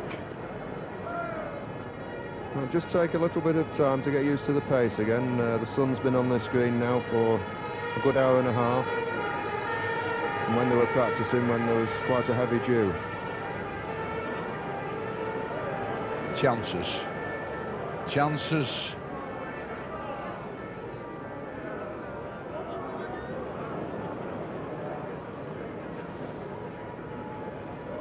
Having a long look, but I think it might be favourite. Shropshire man might counter chalk here. Nobody's got anything yet.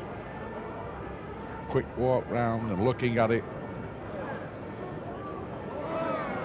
No. Bound. Very definite.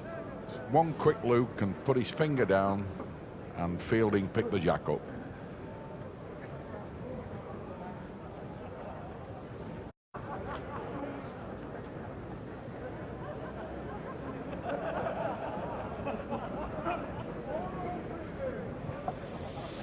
There's all the pundits and experts, the cop behind Fielding, bunched up there, all watching where the money's going. Well, there's a few wags in that that crowd there, Harry. It's quite an enlightening experience to stand amongst them sometimes. Yeah, I've had a few years there. Served me time on that one. That's why I can pick losers with anybody, really, Noel. Sorry.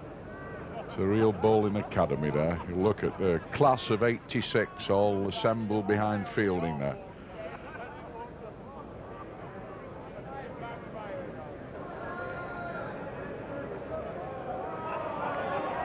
Played one. Again, keeps digging out these balls, Fielding. He's not letting go. He wants a place badly in that semi-final, and he's doing everything to get it. Let it go, and he's done the ball clean. Good hit.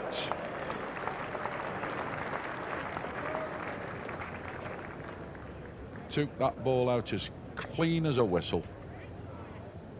And he needed to. He's a mile behind.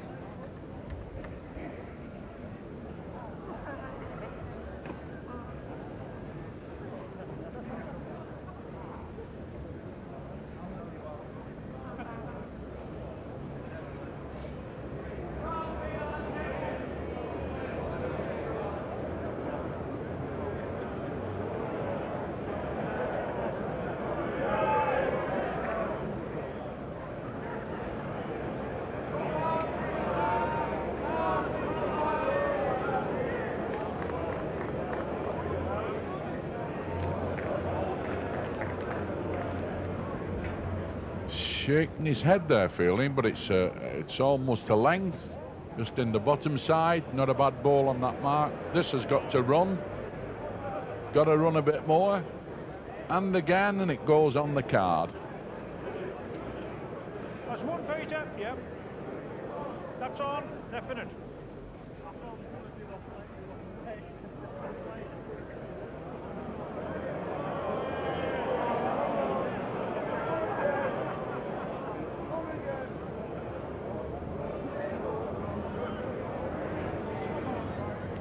One to Peter Bound.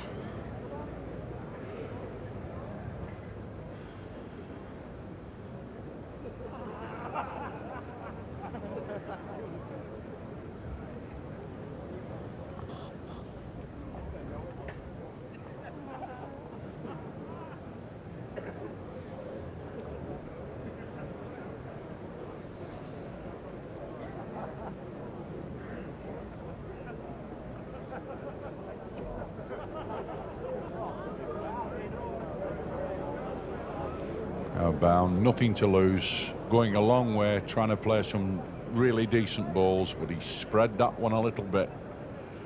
I think it's the only chance he's got, really, is to go quite a long distance now and play them within a yard or so. Try and break Peter Fielding's length.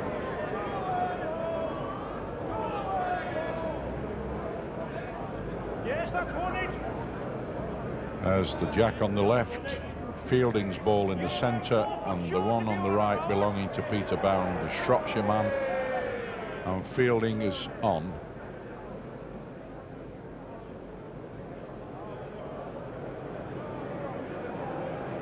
Coming up the top, have to stop, go a long way yet. It runs down there, trickling on and on, but may well have pulled it.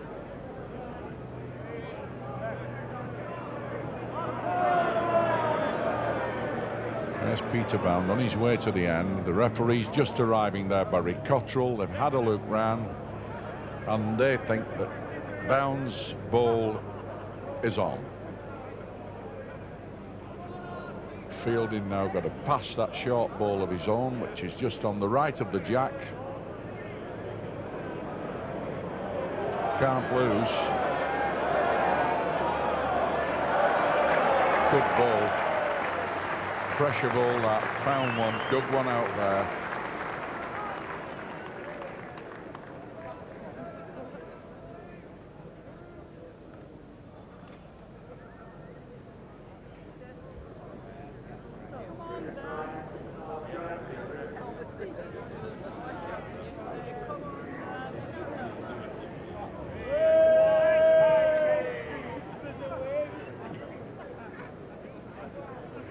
Peter Fielding setting the mark that could take him into the semi-final of the Waterloo. He's 19 in this game with 21 up. Wants a double at this end, and he can shake hands,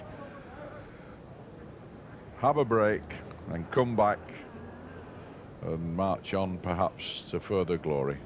Peter Bound from Shropshire requires a lot of help if he's going to snatch this match.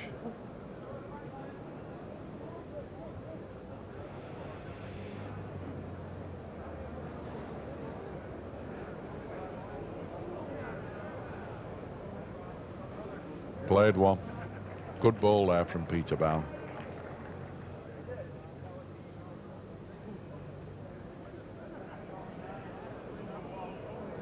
Got to be far enough Fielding. He's smack on the road. This won it back. He's won it back. Reelan. Great ball. Again, every time he's done that, Noel, hasn't he? When Peter Bounds produces something like a counting ball, he's there. Struck and missed the end. Gone by 100 miles an hour, and Peter Fielding now goes to 20. Playing with supreme confidence, Peter Fielding, showing in everything that he does. Just making that vital adjustment.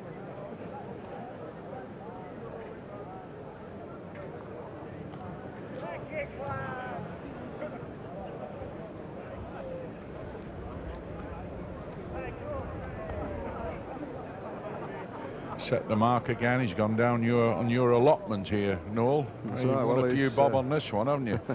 Yeah, he's going for home, as they say. That's where they started. That's where he intends to finish. Oh, and played one. Played one. Real ball this. Oh, Peter Bound got big problems. Got one there to lick. He's never played a decent ball down here. Hit the jack. Hits it. He's done it. Well, if he'd have done that about 8 ends ago, Noel, he might have been with a bit of a squeak now, but... Remind you, that's the first one Peter's put within a couple of inches down there. Before he's been about a yard off, which has not given Peter Bound anything to play at. There he had a target to play at. Fielding there played short. It was a little bit of a wayward ball, that. I mean, he only wants one. He should have been up to the end. Oh, he's left this one on the mat as well. He needs them all. Well, that's very disappointing. It wouldn't have mattered if he'd have knocked the stand down with that one, would it really, Noel? He should have been far enough.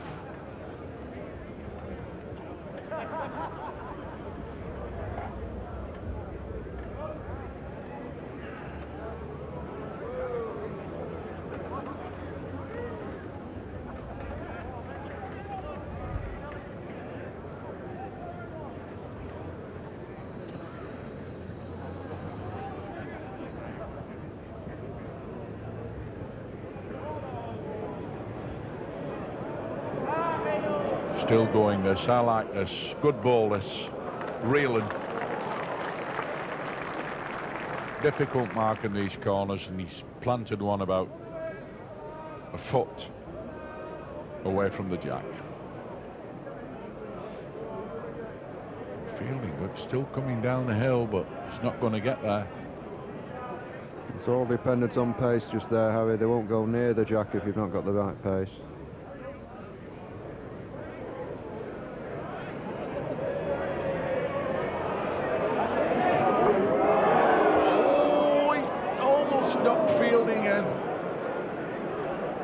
Just going completely haywire for Peter Bound. Had a great run in this tournament, but it looks as though it's now coming to an end. But he's still in the sweep and still on the green. Fielding played.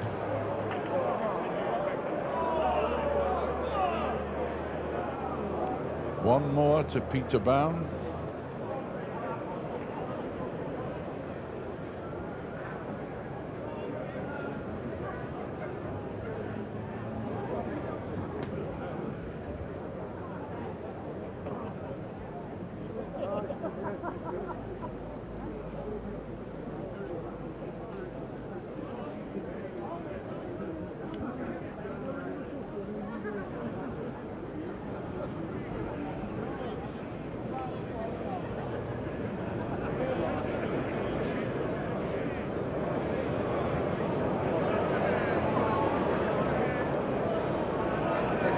Bit of room. Luke's a good ball, but he's actually a big yard short.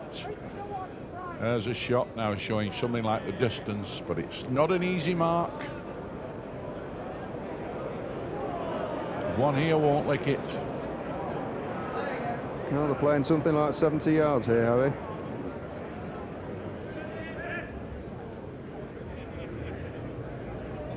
You know, the flat green exponents of the game of balls shake their heads in amazement when you tell them that you're sending a ball 70 yards. They can't understand it at all. It's not a bad ball, it's counting, but he just gets a little thin off that short ball. He'd have had a reel and then against the jack. And fielding short again. He'll have to run. Keep going, keep going. Can it get him through?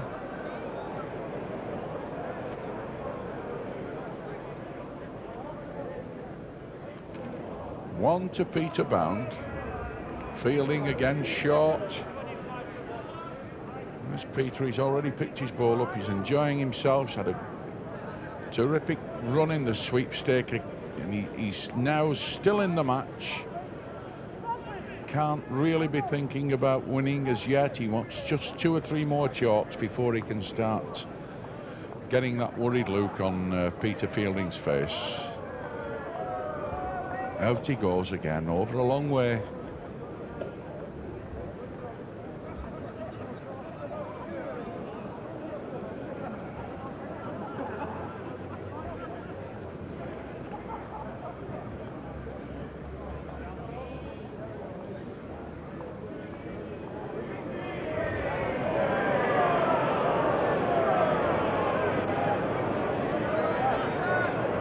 Let a no ball, absolute no ball there. The wheels definitely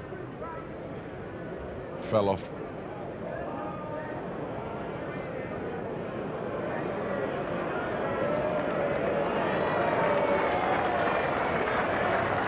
Good ball. Now he's got that to lick. Otherwise, that's the ticket to the semi-final for Peter Fielding of Rochdale.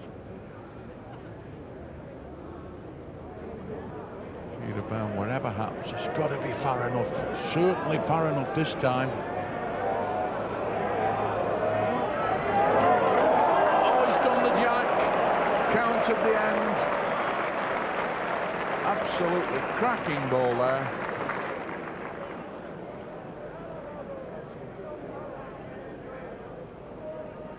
Fielding's got to be far enough. Whatever happens, keep running, keep running, keep running. He's got a chance.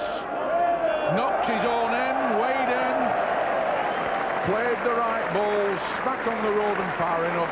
Anything in the way can only put him in the semi-final, and he's shaking hands there with Peter Bound in the red from Shropshire.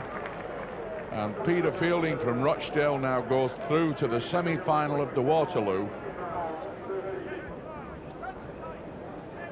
Well, that was a funny old game, because Peter Bound must be a bit disappointed with his early bowling, and then he starts to produce a few balls, but by that time Fielding's almost in the winner's enclosure. Brian Duncan beat J Bancroft 21-16. The next one, Alan Ward beat Steve Nixon 21-9 in the match we've just seen. The man we've just been talking to, Peter Fielding, a comfortable victor, 21-13 against Peter Bound. So that leaves us with just one quarter-final to play, one place in the semi-finals at stake. The players that we'll be seeing in action: Jeff Sykes from Yorkshire, and he'll be playing Alan Shacklady from Ormskirk in West Lancashire. Here's Harry Rigby.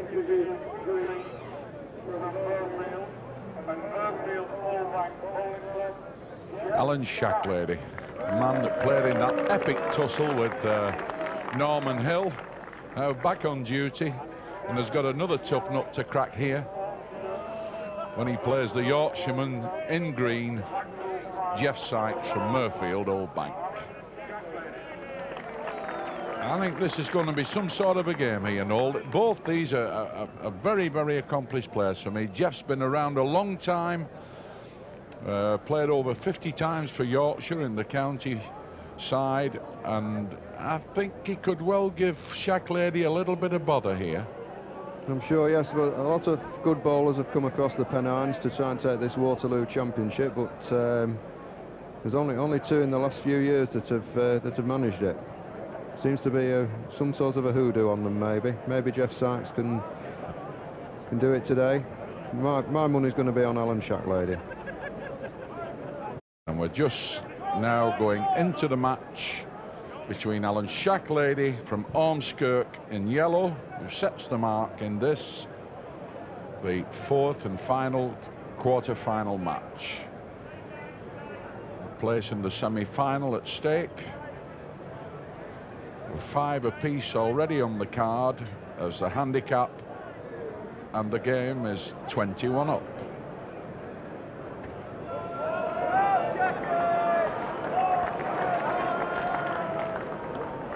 Shacklady just wanting to assert his authority early doors, leads a real hooker.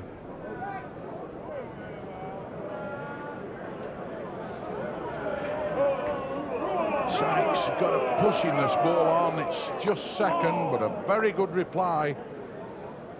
Nothing wayward about that ball from Jeff Sykes.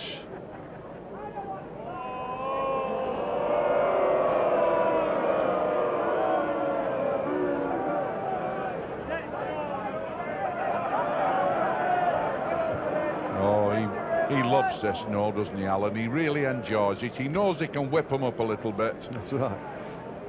I mean, he's paid his money, joined the suite, big smile on his face while the crowd start giving him a little bit of stick there, but he loves it. That's it, keeps him awake. Yeah, nothing malicious in it. It's just that he knows that he can stir them up a bit.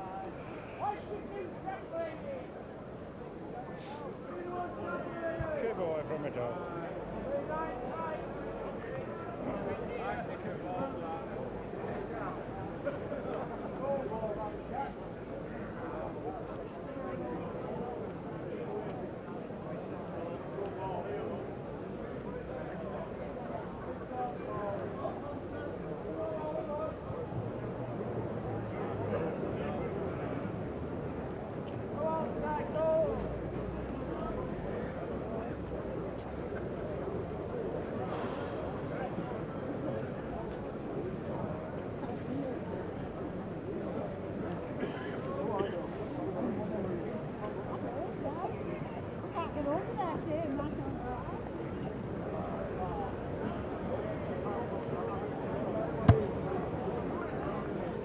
Shacklady down and away.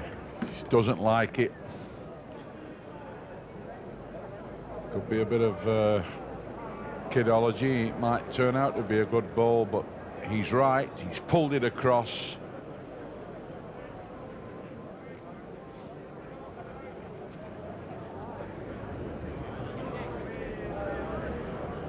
Got to stop. Go a long way once he passes the jack. Gone out. Leave it on, leave it on. Leave it on.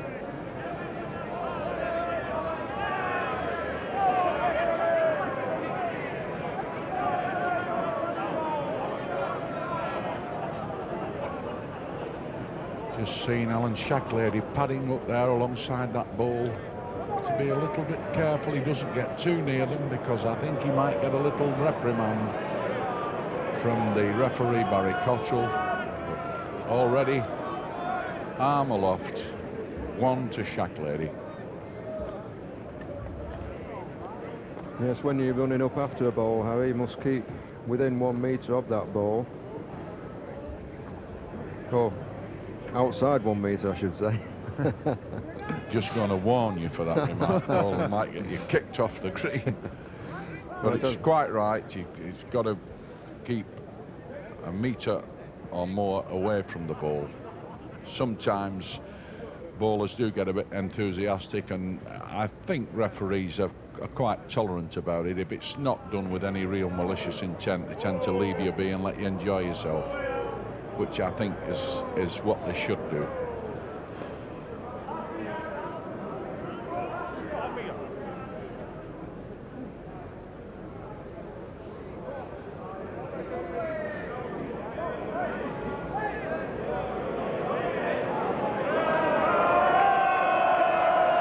Cracking ball there from Jeff Sykes.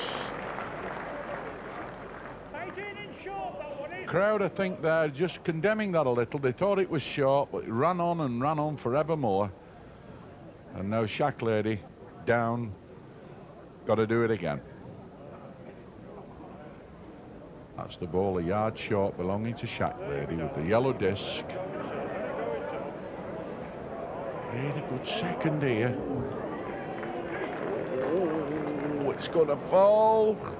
Lying down. Stuck. Half cocked. It may well go. You know, the referee's still tipping the front ball, which is that of Jeff Sykes. Certainly looks as though it's got a bit of a rock on, and there's Jeff Sykes from Murfield.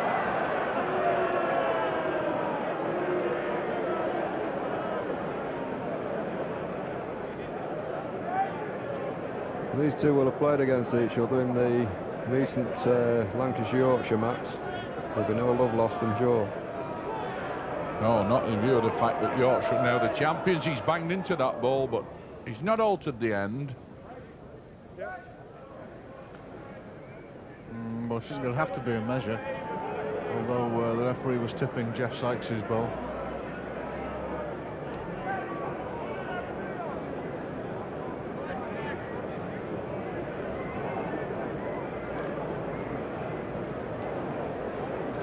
Here's the string man, Eric Sweet and Brian Roberts.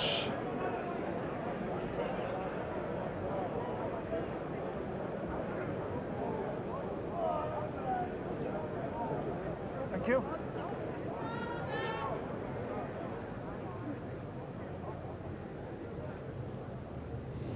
Tighten up on that one, mate. Nothing in them. Shacklady getting a bit near there, and I think Jeff Sykes is perhaps a little bit jumpy. He thinks he's on.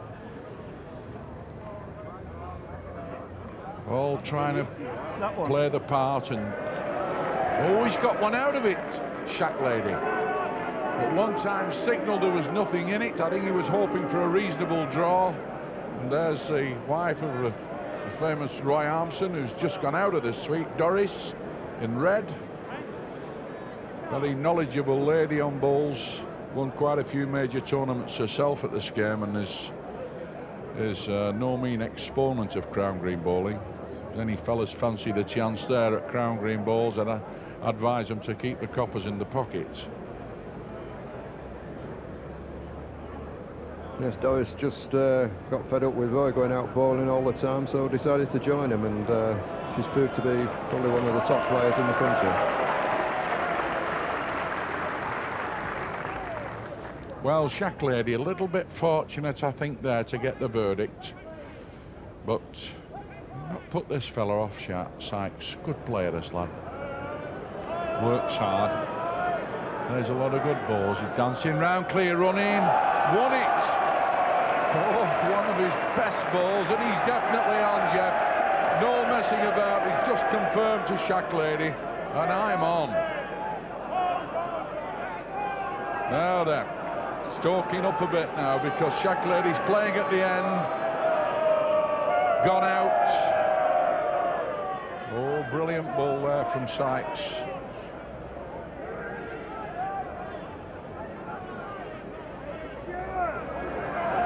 Yes, give it him again. I'm on. Really winding this crowd up now, Harry.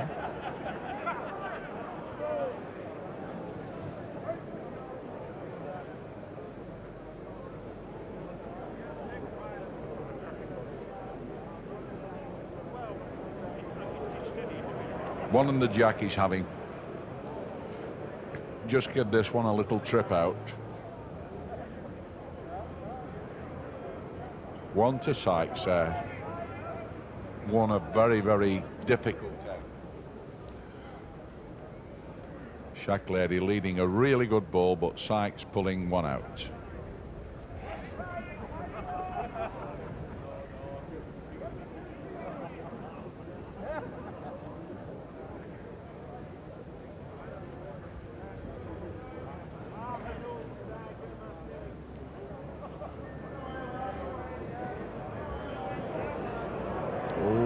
Ball.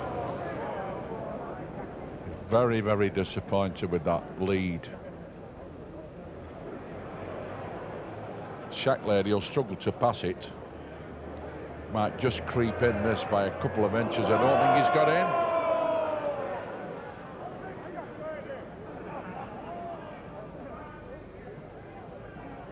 Sykes very, very happy to have got away with that bad lead.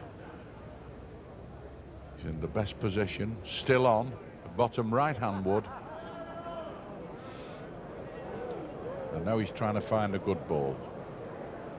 And does it. Just round about 2'6". It's level.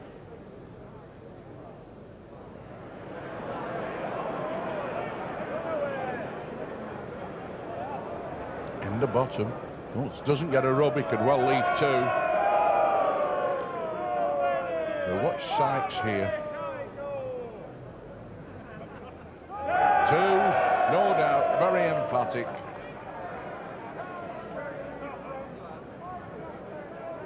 I think Shacklady walks a few miles in this suite. No, he keeps leaving the mat, comes up with the last ball, and then has to go all the way back and pick it up. You'll see him arrive in just a moment.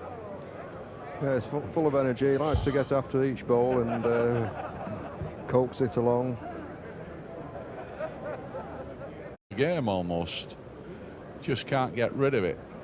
Jeff Sykes relaxing, makes himself nice and comfortable, just awaits the arrival of Shacklady.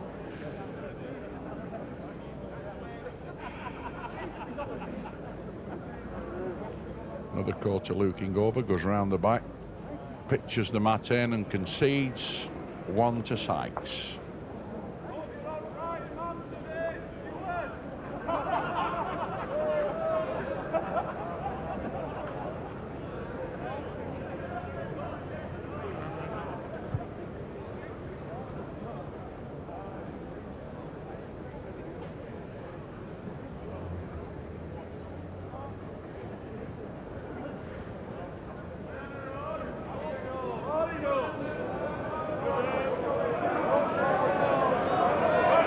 Shows a bit of peg, it'll be a real ball this, just a little bit of peg, very good ball, dead length.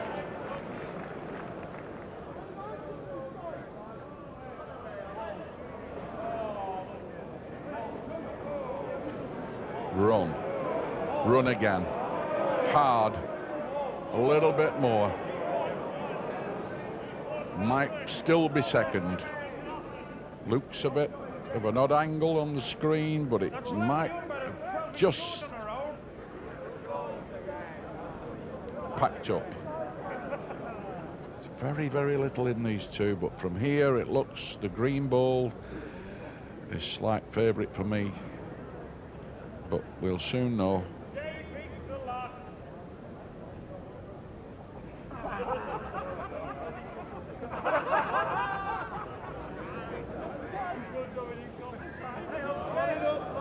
Well, he's given it a chance again, sent it. They want it to stop in a minute. Comes down the hill, got to stop somewhere. Way.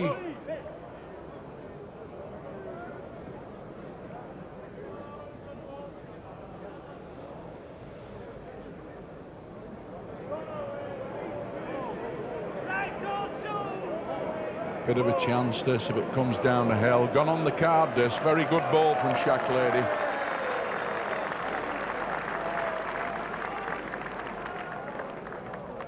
Now we'll never know who was on in the others, no, will we? No need to measure them. It saves a lot of embarrassment. We can all be bad tipsters, and Shacklady provided the perfect answer. Yeah, I don't think there was any danger that Jeff Sykes did hold the shot before the last ball of Alan Shacklady.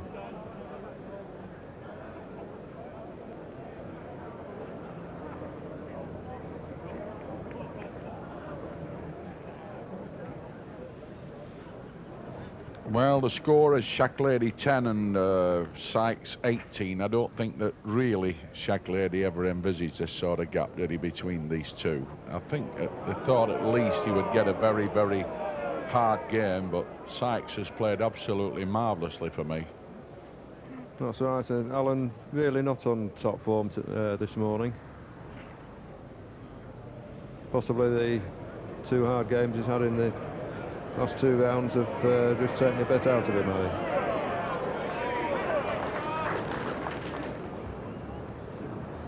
Sykes has played with a lot of purpose, and he's taking the long march. He wants to be stopping.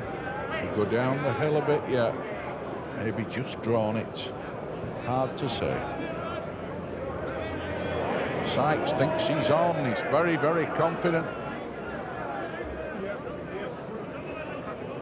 Put his hand up in the air very quickly there just to let the crowd know that he's confident that he's counting one and coming for another.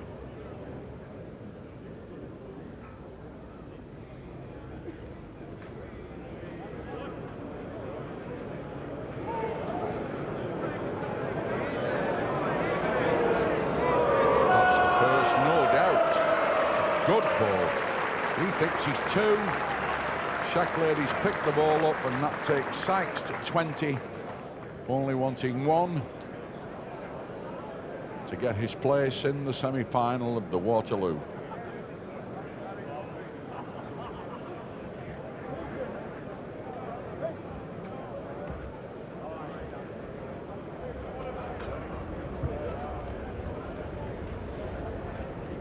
Jeff Sykes, the Yorkshireman from Murfield, now going for game. He's chugging away there, Sykes. He's played really well. He's thoroughly enjoyed himself. He's enthusiastic. Smacked him on the road. Just cocked up a little in the air and left this one really well short.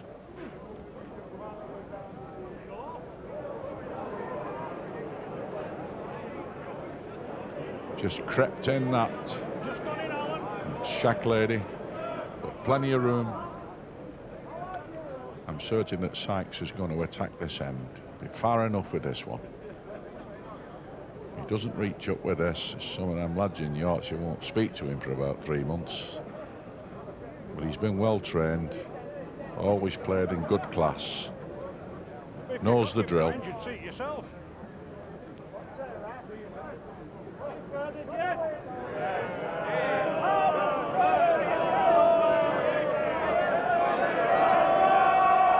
Played a reel and, oh, done the trick. Must have been listening to me. What a good ball. Well, that's it. It's got to beat that. Playing through, might get a jibe. Wade in. Jeff Sykes from Yorkshire made his way into the semi-final, soundly beating Alan Shacklady of Ormskirk 21-10. Jeff Sykes in green there. And Shacklady on his way over, no doubt bitterly disappointed because he's played really well all through this handicap, and now in the quarterfinals he's there. Good handshake, and to Barry Cottle, the referee. Jeff's even picking Shacklady's balls up and handed it to him. Very likely said, if I was you, I'd sell them.